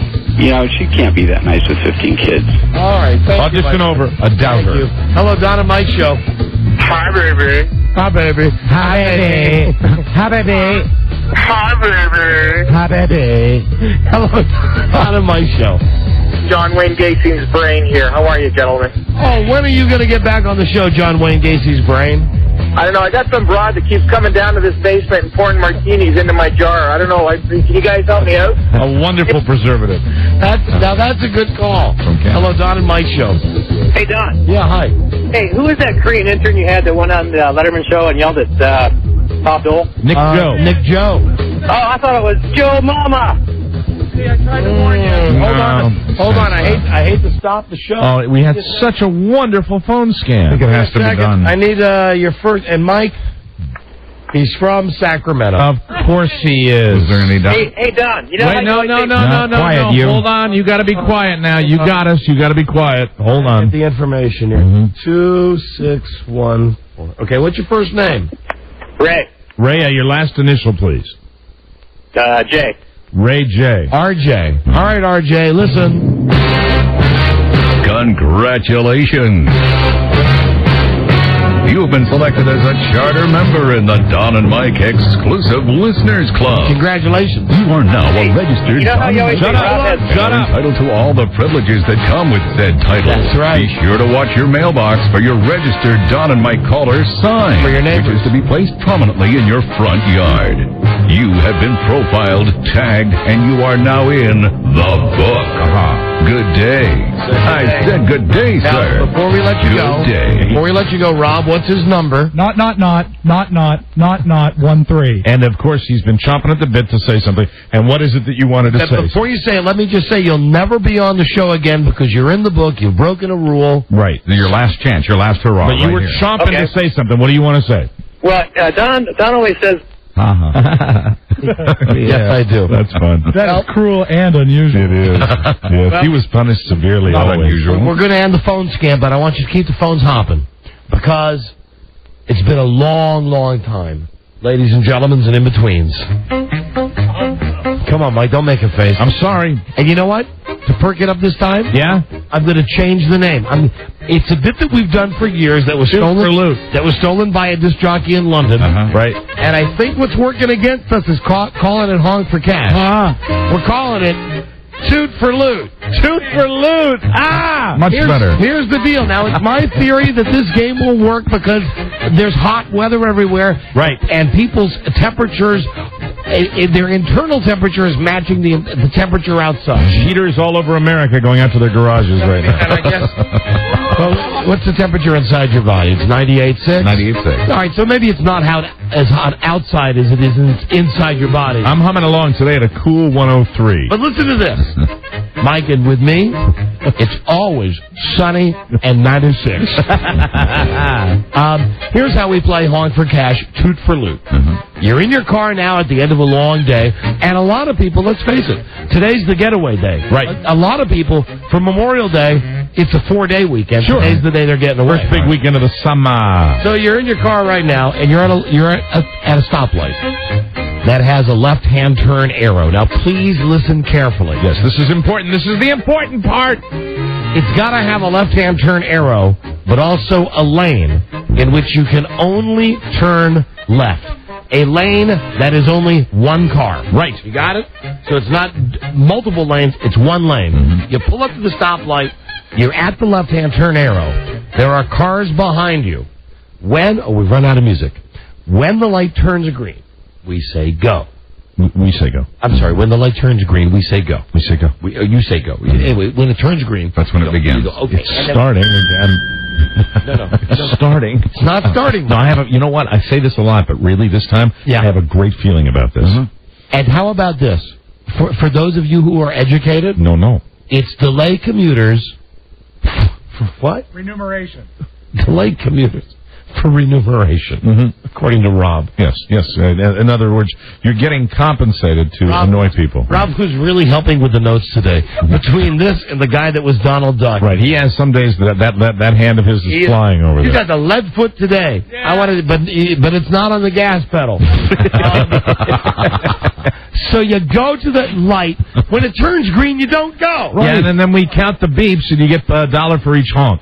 But the important thing is, you don't say anything during the 30 seconds when you're at the light. For each horn beep that we hear, we pay you $1. Okay, it's honk for cash, or this has been stolen by Capital Radio in London. They call it toot for loot. Toot for loot. And please do not use your own horn. That is an obvious cheating scam. We break for cheaters. Everybody has the crap detectors out. Come on, guys. Don't you love honk for cash? Play the game fairly. Don't end up in the book. Come on. You love honk for cash? Yes. You love toot Hi, for Steve. loot? Toot for loot. Steve who? Steve Johnson. Steve Johnson? Just thought I'd say hi to him. He's late. Yes. Happy hour started 45 minutes. He just got here. Yeah. We'll be back. Call now for toot for loot. This is the Don and Mike Show. First of all, membership is for life. Take your time, change your mind. You'll never be rushed. Although usually our members find their princess in around 6 months or so. If she gets hit by a train 10 years from now, it's a lifetime membership. You're reinstated for free. The Don and Mike Show. Wait till you hear what they done did. The Don and Mike Show. No, you didn't. No, you didn't. Hey, Buzz. Yeah. You almost didn't make it back in time for the show. I almost didn't. Didn't. Say didn't. Didn't. Didn't. Didn't. Didn't. Mike, you'll say it right. Didn't. Didn't. Didn't. There you go. So you're a natural. Didn't. I can't help it. No, I mean, Mike's a natural. Yeah. I mean, you're a natural at so much, but not at fracturing the language. No. Didn't. Didn't. No, see, you're still saying it like didn't. It's didn't. Didn't. I didn't. Didn't do it. Thanks, Mike. Didn't do it. No offense, Buzz. Understood. Pro. Thank you. I wish I could handle the language. I'm so proud. All pro. Proud. All pro. Rockin' proud. And he didn't. he didn't even take a shortcut to get there. Right. He jumped right all the way up and said, I didn't like, and I found out where that came from. Where did that come from? My wife told me. It's from Will and Grace. So if we didn't. So I have to stop saying it now. Yeah. Because I guess that's where, because my wife has said to me recently, no, you didn't. And I laughed. I said, where'd you hear that? She said, I don't know, somewhere. Didn't. And yesterday I said something like, no, you didn't. That's right up there with the, nuh-uh. But I thought that no, you didn't had some, like hey, what happened? I thought, what happened? Comics Constant Companion. I thought it had a future. 1970 as a catchphrase, but as it turns out, it's a catchphrase already been used. There you go. By a show I don't even watch. I didn't. Right. Honk for cash. Toot for loot. Buzz just barely made it into the studio. I saw you and Joe running down the hall from Smoker's Corner. Premiere. So glad you could join us, Buzz. How the cicadas doing out there, Buzz? They're still out there. Yeah. Oh, and we're really like inundated out in Smoker's Corner with cicadas now. And we've decided that this weekend we'd like Joe Ardinger to go out. Yes. And at 3 o'clock in the morning on Saturday night, Sunday night, whatever night it is, to recreate the cicada tape that we heard that he made 17 years ago. That'd be great. There are some concerns. He's afraid Tracy won't let him stay up. I said I think she will. And I said it's timely because this Saturday will mark 17 years to the day. Right. Since the first one happened. He still has the 4-track, so we're going to send him out. Yeah, and of course it's really significant. It's not like he couldn't fake it. To do what I do and wait till she falls asleep. Now, there you go. I'm sorry, but, really, it's not like, we're going to have, the time on the tape, on the audio tape. Buzz is right. It's 3:15 a.m. Buzz is right. Yeah. Just wait till she nods off. Right. That's when Buzz goes out of his backyard to make his weird tape. Hi. I'm in my backyard now. Test 1, 2. I'm in my backyard. Everyone's asleep, and I'm not wearing anything. That's what I'm saying. Hello, test 1, 2. Say, neighbors, I'm nude. I'm totally nude, and I like that. I like nudity. I like being out in my yard. Spanky Elston. Spanky Elston making my nice videos. Here we go. Honk for cash. Shipping them to Kansas. We've explained the game. You get to an intersection that has the green light indicating a left-hand turn. Good luck. One light. Come on now, Mike. I'm sorry. No, I was just pretending I was being sarcastic. It'll work today. Hello, Dave. Because listen to me, commuters are at an all-time high. They're fed up about gas. People are going out of their mind. Fed up about the traffic. Ready to honk at a moment's notice. That's right. Dave, where are you located, sir? Dave? Dave? Hello? Dave, what is the problem? Are you having trouble hearing us? Dave? That would indicate he's having problems hearing us. 2 words. It begins. Hello, Kirby. John and Mike, can you guys wait for 2 minutes? No. I'm at a red light. No. Right now. Kirby, I have a no. left. No, we Kirby, can't. Yes, we can. I'll put you on hold I and keep swear, you in play. All right, hold you on. got to come back in 2 minutes. Where are you calling from, Kirby? From Salt Lake City, Ogden, Utah. All right, hold on a second. Here's Kirby. John in Buffalo. Hey. 92.9 WBUF. John, are you at a light right now? No, but I got some stirrups for that lady in Arkansas. Okay, no, I'm sorry. Wrong. Let's go to Gary from the state of Washington. Gary. Yeah, Gary. Pardon me? Yeah, Gary. Gary, that's what we said. Gary, are you at the lights? I am driving up to it right now. Is there anybody in back of you, Gary? Not yet. Not yet. All right, you said your name was Gary? Yeah. We'll come back to you, Gary. Hello, Tom. Yes. Tom, are you at a? Where are you calling from, Tom? What state? I'm in Delaware. Delaware. You must be listening to, I bet, 96 Rock, right? No, actually, I'm listening to 105.7. Oh, even better, from Baltimore, live 105.7. Tom, are you at a light, sir? I was just at 1, but I passed it because I was... Go back to Kirby. All right, hold on. Instead of right back around and go to it. All right, hold on. Kirby! I'll keep you in play. Let's go back to... John and Mike, it just went yellow. It'll go yellow. It just went yellow. I am at the front of the line. All right, it's Kirby from Utah now. Yes. All right, okay, here we go. All right, go. All right, go. Don't say anything. Just hang your phone out the window. Go. That's it. Now, I don't know who's shouting there, if it's him or someone else. But in theory, the guy should be at a left-hand turn light, and he's not going. People should be honking at him. You would think. It's 20 seconds. 26. Hey, it didn't work. No, disqualification. Now, listen, Hey, I didn't go. Can I do it again? No, and what was that guy? Was there a guy yelling at you? Hold on, Mike. We got to move on to Nick, who's at a light right now. Nick. Yeah. Nick, are you at a light? Yes, I am. Is it a left-hand turn arrow? Yeah. One lane? Yeah. Meaning that anybody that wants to go left can't just pass you? Correct. Okay. Is it almost to green? Can't tell yet. Well, why can't you tell? It makes for good radio. They're just waiting, doesn't it? No, what color is Troublemaker. What color is the light right now? Red. Red. Okay. Hey, man. Pardon me? I got time. Hey, guess what? I got time too. You know what I got time to do? Green, buddy. Hey, buddy. It's green. Hey, buddy, eat one. Okay, Sergio. Hey, Don and Mike. Get bent for that last. Some of my favorite condoms come from this man, Sergio Prevente.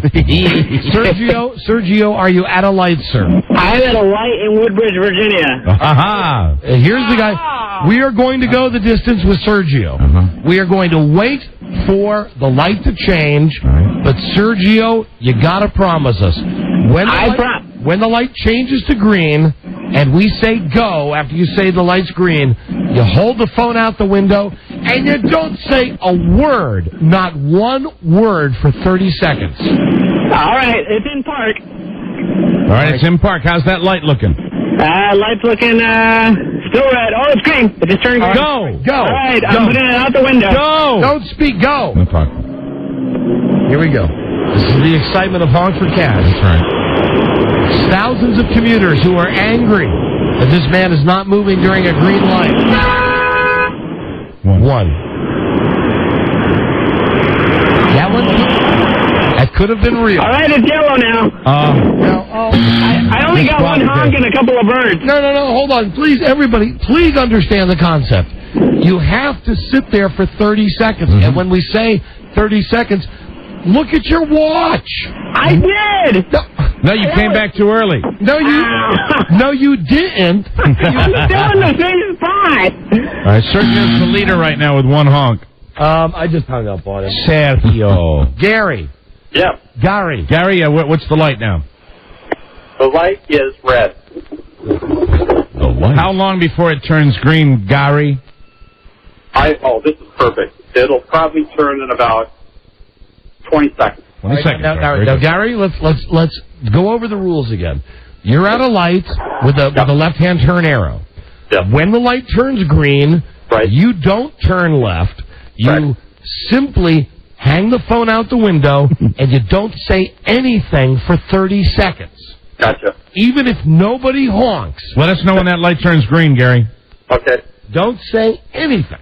How many cars are behind you, Gary? Right now, there's just one. Well, one can do it sometimes. Now, is there any way for this one guy to pull around you and make a left-hand turn? No, in fact, it's some old guy. He is right up against my bumper. All right, good. All right. He's not going anywhere. All right, like I said with Sergio, we're going to try to give you a chance to play this one out. Oh, yeah, I'm there. We're going to wait on this line. All right, you said 20 seconds about a minute ago. And now I got two guys that are behind me. Okay, that's good. And how's that light looking? That's good, but I'll be the next one to turn here. All right, and you're calling from where? What city? Spokane. Spokane, Washington. 790. Let us know when it turns green, Gary. Okay. You got it. Is it green? No, I didn't. They turned green yet. Okay, I thought you said you got it. You're listening to Toot for Loot, otherwise known as Honk for Cash. Oh, Mike, this time we're going to... Okay, it's green. Go! 30 seconds, don't talk. Let's listen to those honks. Listen to that agitated guy. 2, 3, 4. That's a different honk. 5, 6. 7-8. Ye of little faith. Just don't screw it up and say anything. You got 8 seconds. 4, 3, 2, 1. Hey. He got it. Winner. It's an $8 payday for Gary. Winner. Gary. Okay.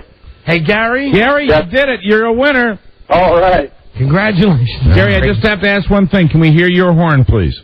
Yeah. Can we hear it again, please? Would you go? Do you want me to put the phone out the window when I do it? Yeah. Yeah. I mean, I got the window up right now. Okay, yeah. Put the phone back. All right, there you go. Okay. Got it? Mike, don't look at me in that tone of voice. You hear the way he did the honk there? He was trying to mask it a little bit. What do you think, Buzz? Well, when I pulled the phone out, I was holding out my sunroof. But then when I honked the horn, I held it out my window, side I window. want so desperately to get a winner because I think he might be on there might be a guy that was in back of him that had a similar sounding horn. Well, there's about 8 guys behind me now. Really? There were at least 2 different horns. Whether one of them was his, we'll never know. Well, hold on a second. Here's the deal. If you're at the same light and all the same people are behind you... Yeah, I'm still here.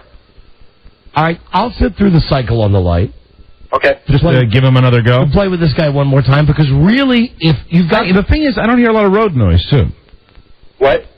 I got my side window up. I'm pulling the phone out. Okay. I got all the windows down. I mean, I think he might be legit. Because here's the deal. If this guy didn't go through the light the first time and he's still sitting there and we're waiting for the light to cycle through... Oh, they're going to be pissed because I'm at a real busy intersection in Spokane. The second time, this should be a cash bonanza. Someone should call the Brinks Company. Right. To get ready to come in back up the truck. Bring by the money. Okay, I'm the next light to turn here. The next light to turn. I'll be the next one that's turning green. I'm in park and I'm not moving anywhere. I like Gary. Okay, we're going to... Okay, here it is. It's green. Go! 30 seconds, don't speak. Now, this is the second time this guy's allegedly sat at the stoplight. You get 1,000,000 honks this time.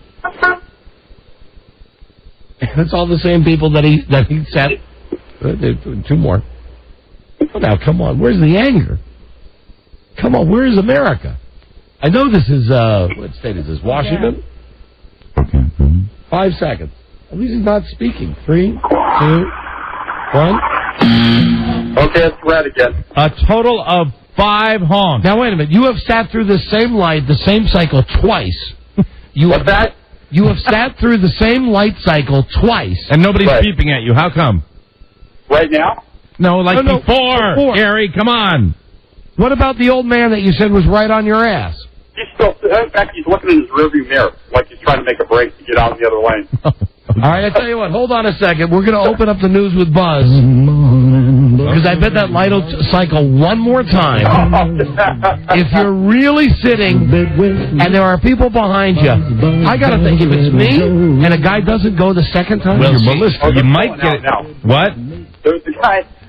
Oh, okay, the guy behind me's trying to pull out.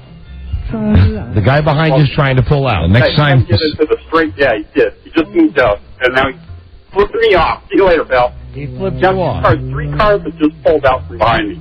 Oh, really? Oh, they pulled out from behind. So they've left you.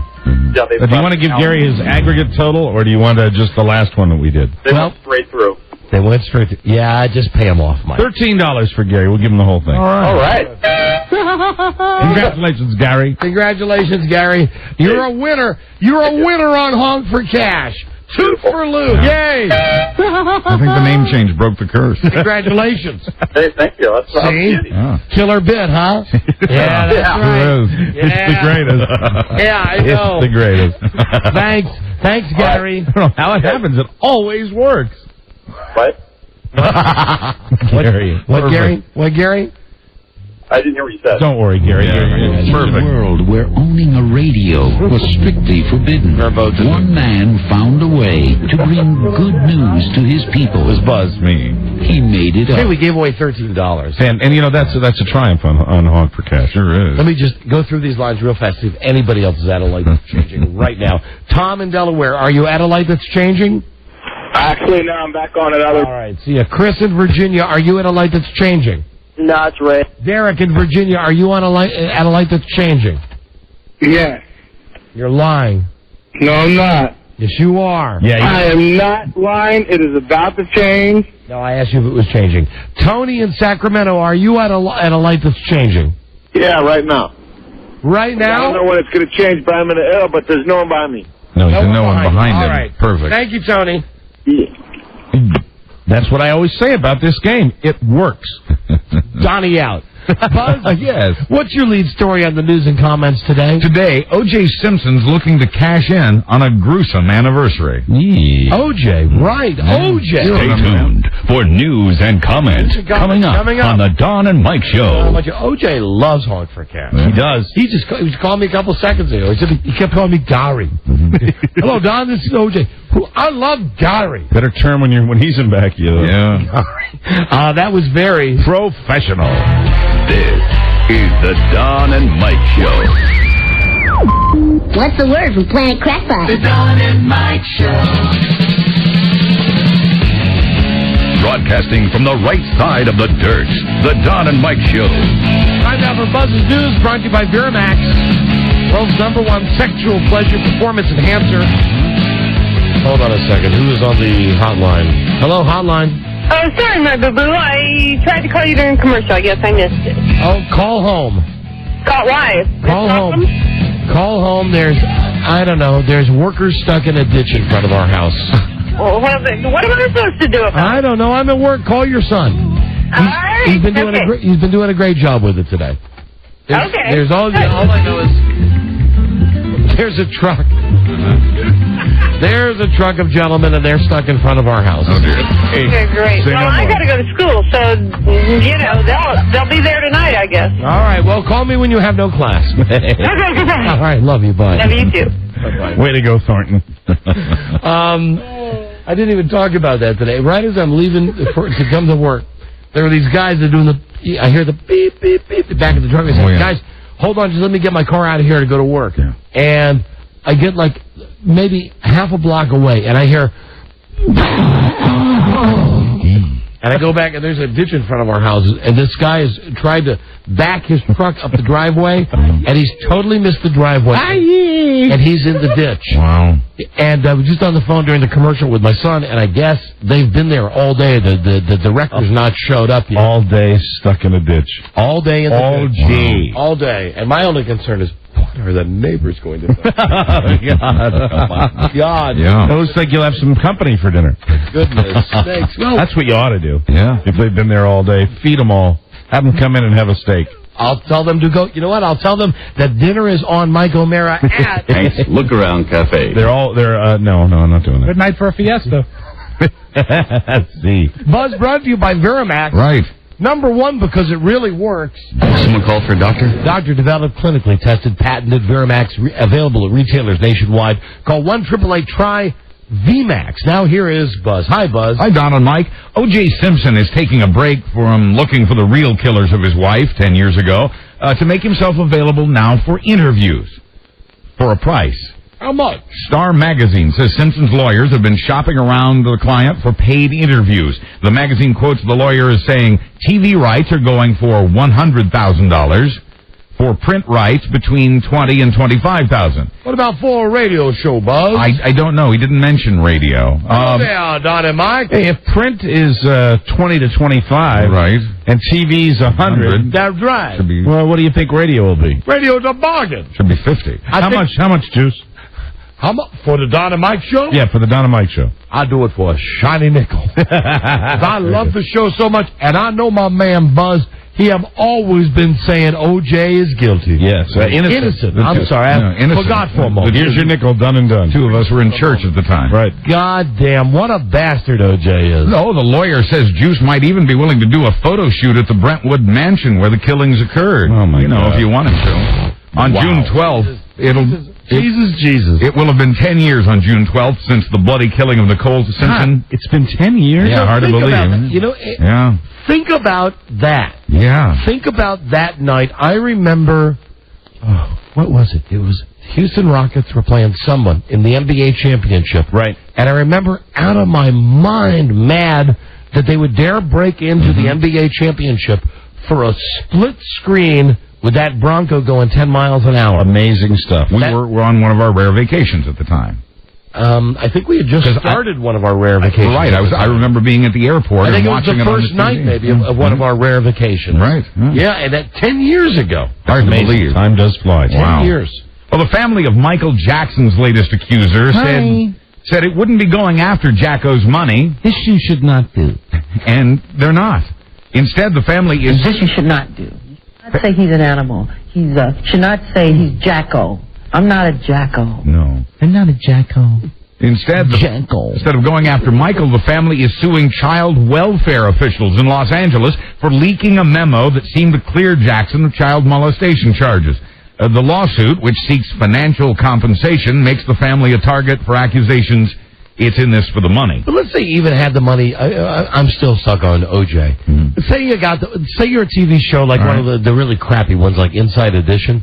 Let's say you got the money, right? You got the $100,000, and you get the interview. It's not worth it. What do you get? I mean, you sit him down and you say, "He's done it before." You say, "O.J., did you kill?" No. What are you doing? I'm trying to catch the killer. That's the same line that he gives. Yeah. Where's my $100,000? Forget it. Yeah. And about Inside Edition, I was telling Mike this earlier today, and I mean this for all of the. I understand the television business, especially. It's a looks business, and you get to a certain age. It's like Hollywood and movies and stuff. You get to a certain age, if you're a woman. Let's face it, a guy can get gray hair, a guy can get fat, a guy can still be an anchor guy. Right. If you're a woman, I mean, you gotta either do it with extreme makeover, or you gotta live in the friggin' gym. Right. So I'm looking at a couple of these girls on TV last night. They're not girls, they're women. They're my age, mid-40s. Paula Zahn, who's not bad looking. Deborah Norville's not bad looking. Right. Here's my fault with both of them. Neither one looks like they've had any lipo done. Neither one looks like they've had any chin work done. They've not had the eyes done. Nothing. They look very, very pretty. But it's obvious they work out because with the outfits they had on with the open collar, they got the turkey veins coming out of their neck where it is. And it drives you nuts. It's gross. And you know why it is? It's because they're in the gym working out. Must look good, so young woman cannot take job from me. Listen, here's what I'd say to Paula Zahn and to Deborah Norville and to any of those other broads. An extra 10 pounds won't kill you. Yeah, absolutely. You know what I mean? Fatten them up a little bit. Leave your neck area. And Katie Couric, I don't care if you run 100 goddamn miles a day. When I turn the Today Show on and I see your legs, you know what I think? Terrell Owens. I don't know if you've ever seen Terrell Owens before a 49ers game. When he comes out on the field wearing like his Under Armour and really, I mean, no, I'm no faggot, but Terrell Owens has like the body of Michelangelo. Not that there's anything wrong with that. Right. With what? Anyway, he's got the body. You know, that's in that context, that's acceptable. You know what you are? You're a woman who pretends to be sad when it's a sad story, and you're a woman who thinks that she's a journalist, and you're a little pixie, and everybody loves you. But what's up with those legs? I haven't gotten a good look at them. I'm going to be checking them out now. And the thing is, I know the mindset. She's another woman that's, past her prime. Right. And I don't really mean that. I mean in the TV sense. In the TV sense. She's on the downside. Well, you're aware of the one fact that levels the playing field. Which is? She, too, has robotic legs. No kidding. Yeah, robotic legs on Norville. How does it sound? Also, I mean, really.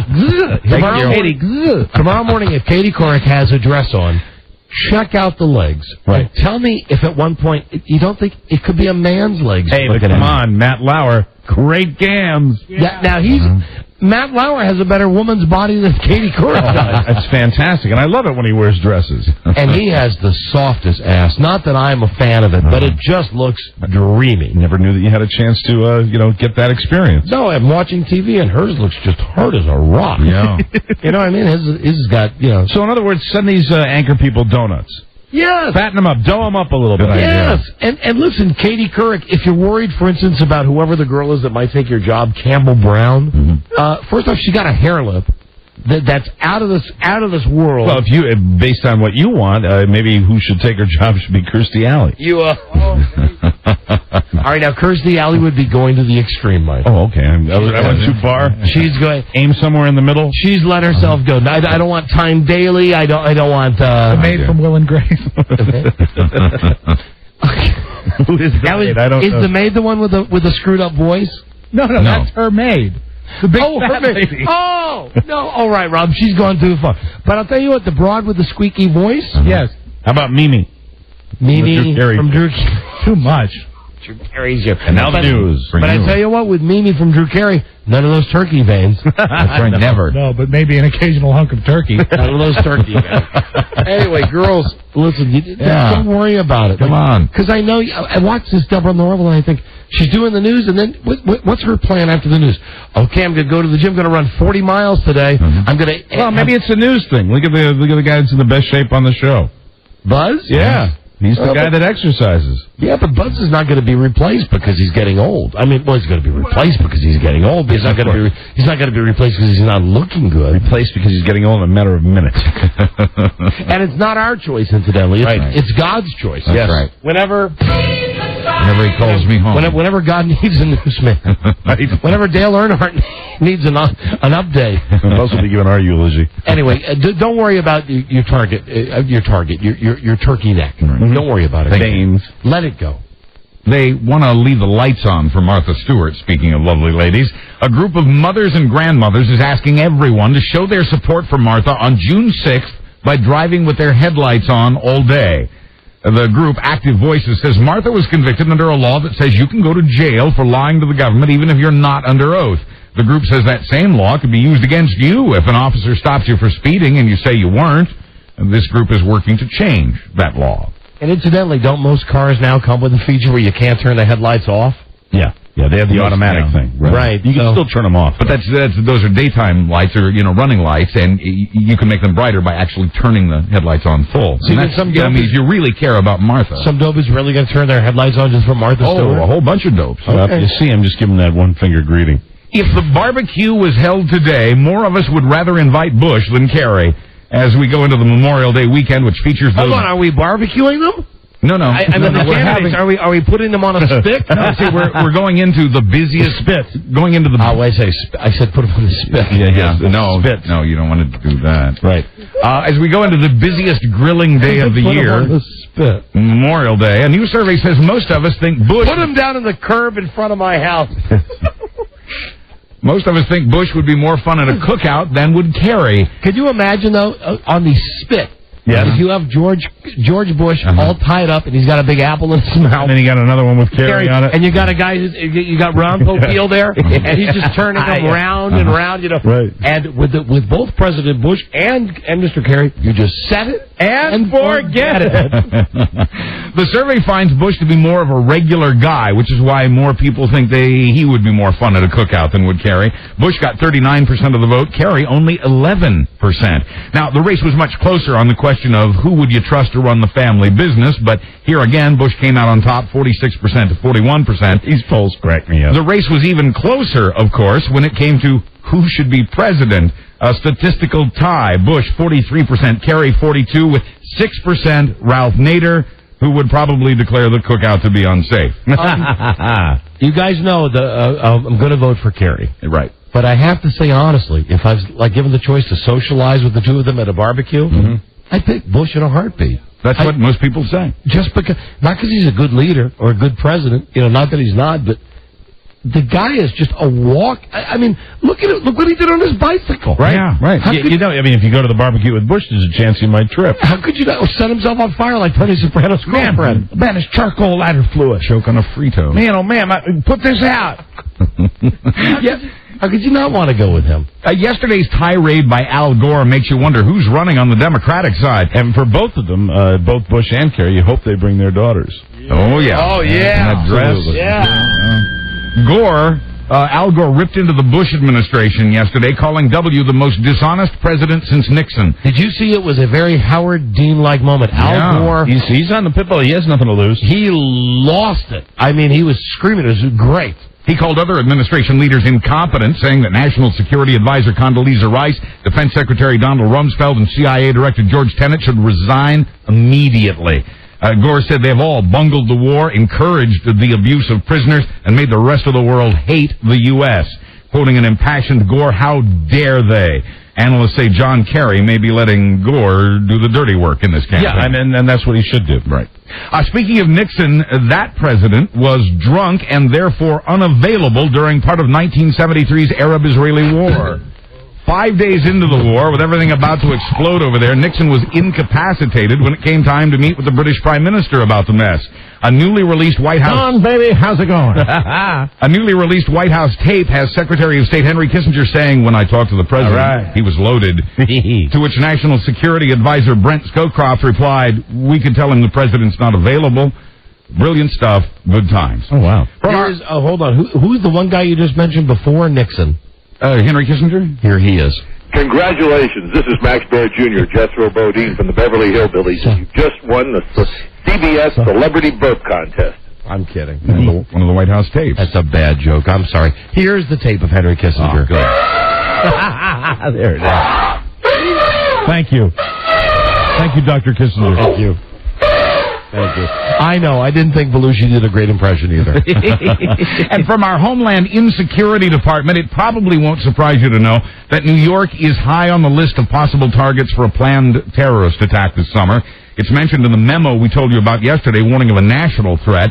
The memo says terrorists might rent strategically selected apartments in New York and all ignite their gas lines at once, or get licenses to drive gasoline tanker trucks and then use them as bombs. And using airplanes also, once again, made the list. Now, here's what I don't dig. Are they trying to scare us, or are they trying to really help us, or are they trying to cover their ass? They're trying to cover their ass. Because what they're saying is, it's going to happen sometime between now and summer. All of these cities, all these places, just so in case anything happens. They will tell you that it's so we'll be more vigilant, which is what we should do. But it's cover your ass time, too, though. It's cover their ass. Say, hey, if something happens, we told you it was going to happen. And just minutes ago, Nashville International Airport's under tight security because of a bomb threat aboard an American Airlines flight. Attendants found a note on the plane saying there was a bomb aboard. The plane's on the ground. All the passengers are safe. The feds are investigating, and that's the latest on that. Oh, boy. Please, God, please, God, please, God, please, God. Don't have Toby Keith be near that plane. Amen. Amen. Thank you, Don. Thank you for your prayers. The Academy of Country Music was on last night. Fantastic. Oh, and don't forget Reba. Reba. Don't forget Reba. Reba. Sweet Reba. Yeah. Do you think those drapes match the carpeting? Oh, you bet they do. Oh, yeah. I think so. Maybe just a little brighter. Have I told you you're my favorite? Right back at you, sweetie. What's next? Up next is B. Arthur, a terrorist. I tell you what her shoe is. You wouldn't want to eat that shoe. Well, you can if you have to. This is the Don and Mike Show. Gosh, I hate to interrupt. It's all been so incredibly fascinating and entertaining and instructive. Really, the time has just flown by. The Don and Mike Show. Goodbye. The Don and Mike Show. Right. And don't forget it's backward skate tonight. Yeah. Backward skate. Couples only, please. You used to do that, didn't you? Sure is. Me, Donnie G from WROK. You got a problem. Hey, Bella Schwab. I can help. Hi, Buzz. Hi, Don and Mike. Hi, Buzz.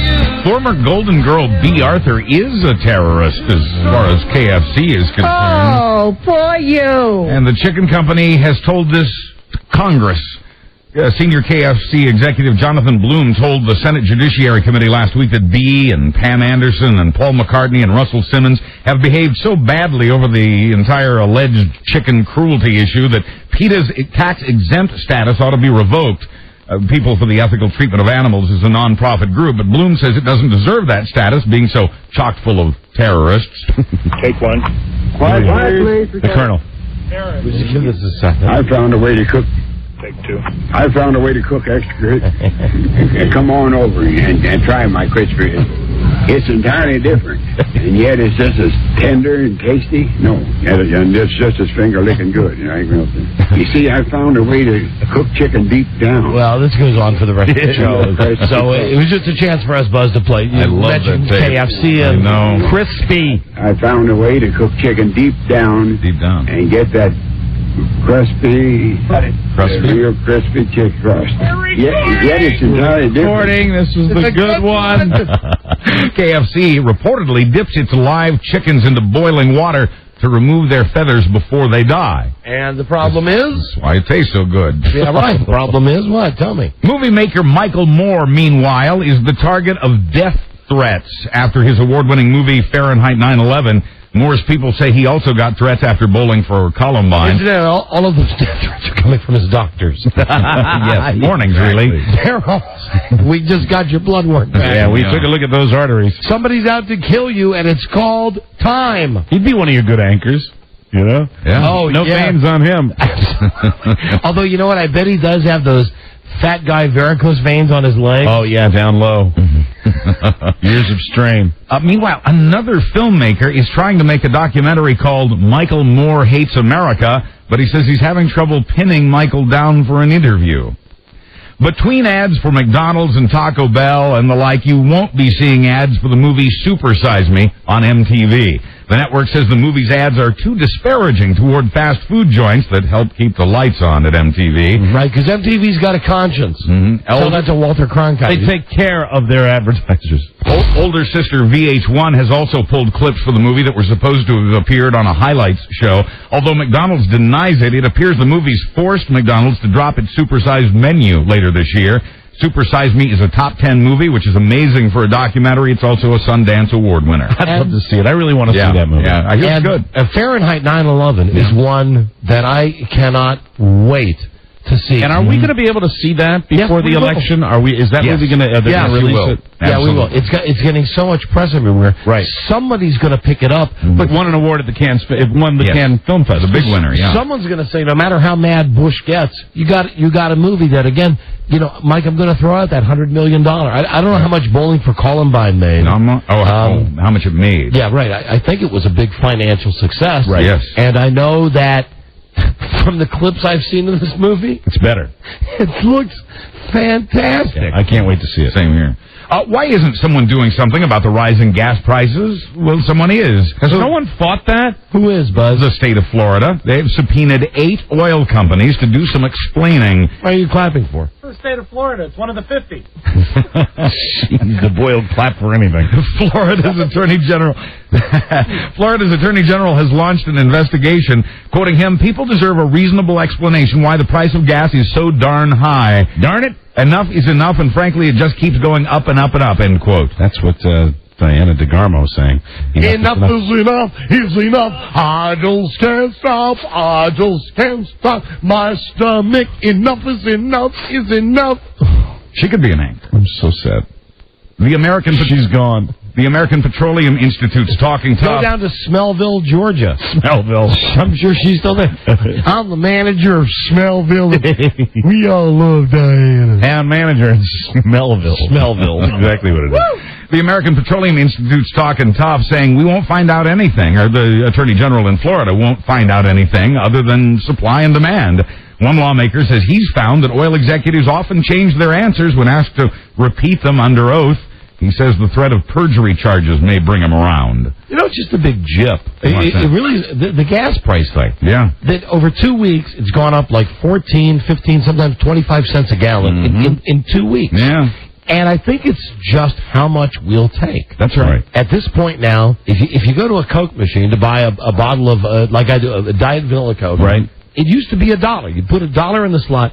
Now it's $1.50. Well, they got to put that oil in the vanilla Coke. Right, but my point is, you don't even think twice. You go, it's $1.50 now. Right. When you were getting gas a year ago and paying $1.50 a gallon, you went, that's the price of gas. I mean, when I was 18, I would have remembered that. And agreed. And having an 18-year-old son who has more money and has to, get his job for his gasoline, I understand.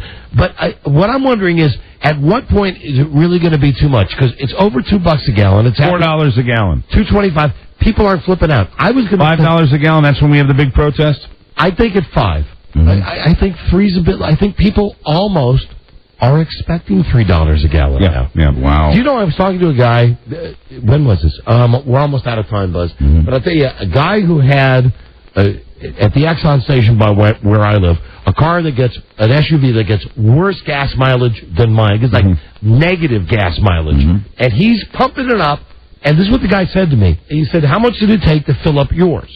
I said, $38. Right. $38. Yeah, or higher in some cases. This guy said to me, look at mine, 65, and it was still going ding, ding, ding. Oh, ding, my ding. God. Not unusual. The guy said to me, "You pay this much for an SUV. You figure it's okay to pay that much for the gas." Yeah, it's insane. Now, how many dumb people like that think that it's... I mean, really, nobody except guys like this dope who just has too much money would think that's okay. Just go get him a Prius.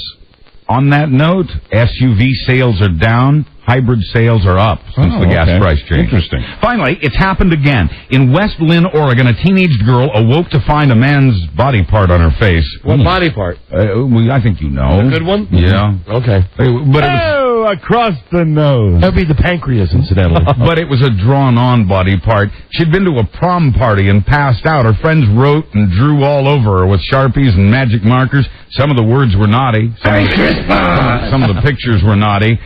They even drew on her chest, leading her parents to believe she might have been violated. She hadn't. Hey, where was Spanky the Clown? But, quoting a cop, literally, someone drew a penis on the side of her face.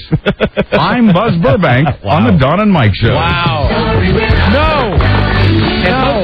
Buzz, where do you drive? Mike said it's, what do you think for gas? It's $4 a gallon? $4, I think. Rob says $5. And I would go somewhere in between. Although I think $5 people get pissed. What about you? 38 cents a gallon. All right. I keep forgetting that you were there in the day. When we went from buggy whip to that's steering wheel. Right. Well, that's the way we'll be traveling again. That's it. We got to go. We'll see you tomorrow with a new episode. Have a nice holiday, all you bastards who left today. Good day to you, sir. Good day to you, sir. Good day to you. Good day to you, sir. My best to Ed Pappy. Till we meet again, this is Sammy Davis Jr. saying, be kind, be nice, and I hope the next performer has the pleasure of having as nice an audience as you've been tonight. And let me leave you swinging.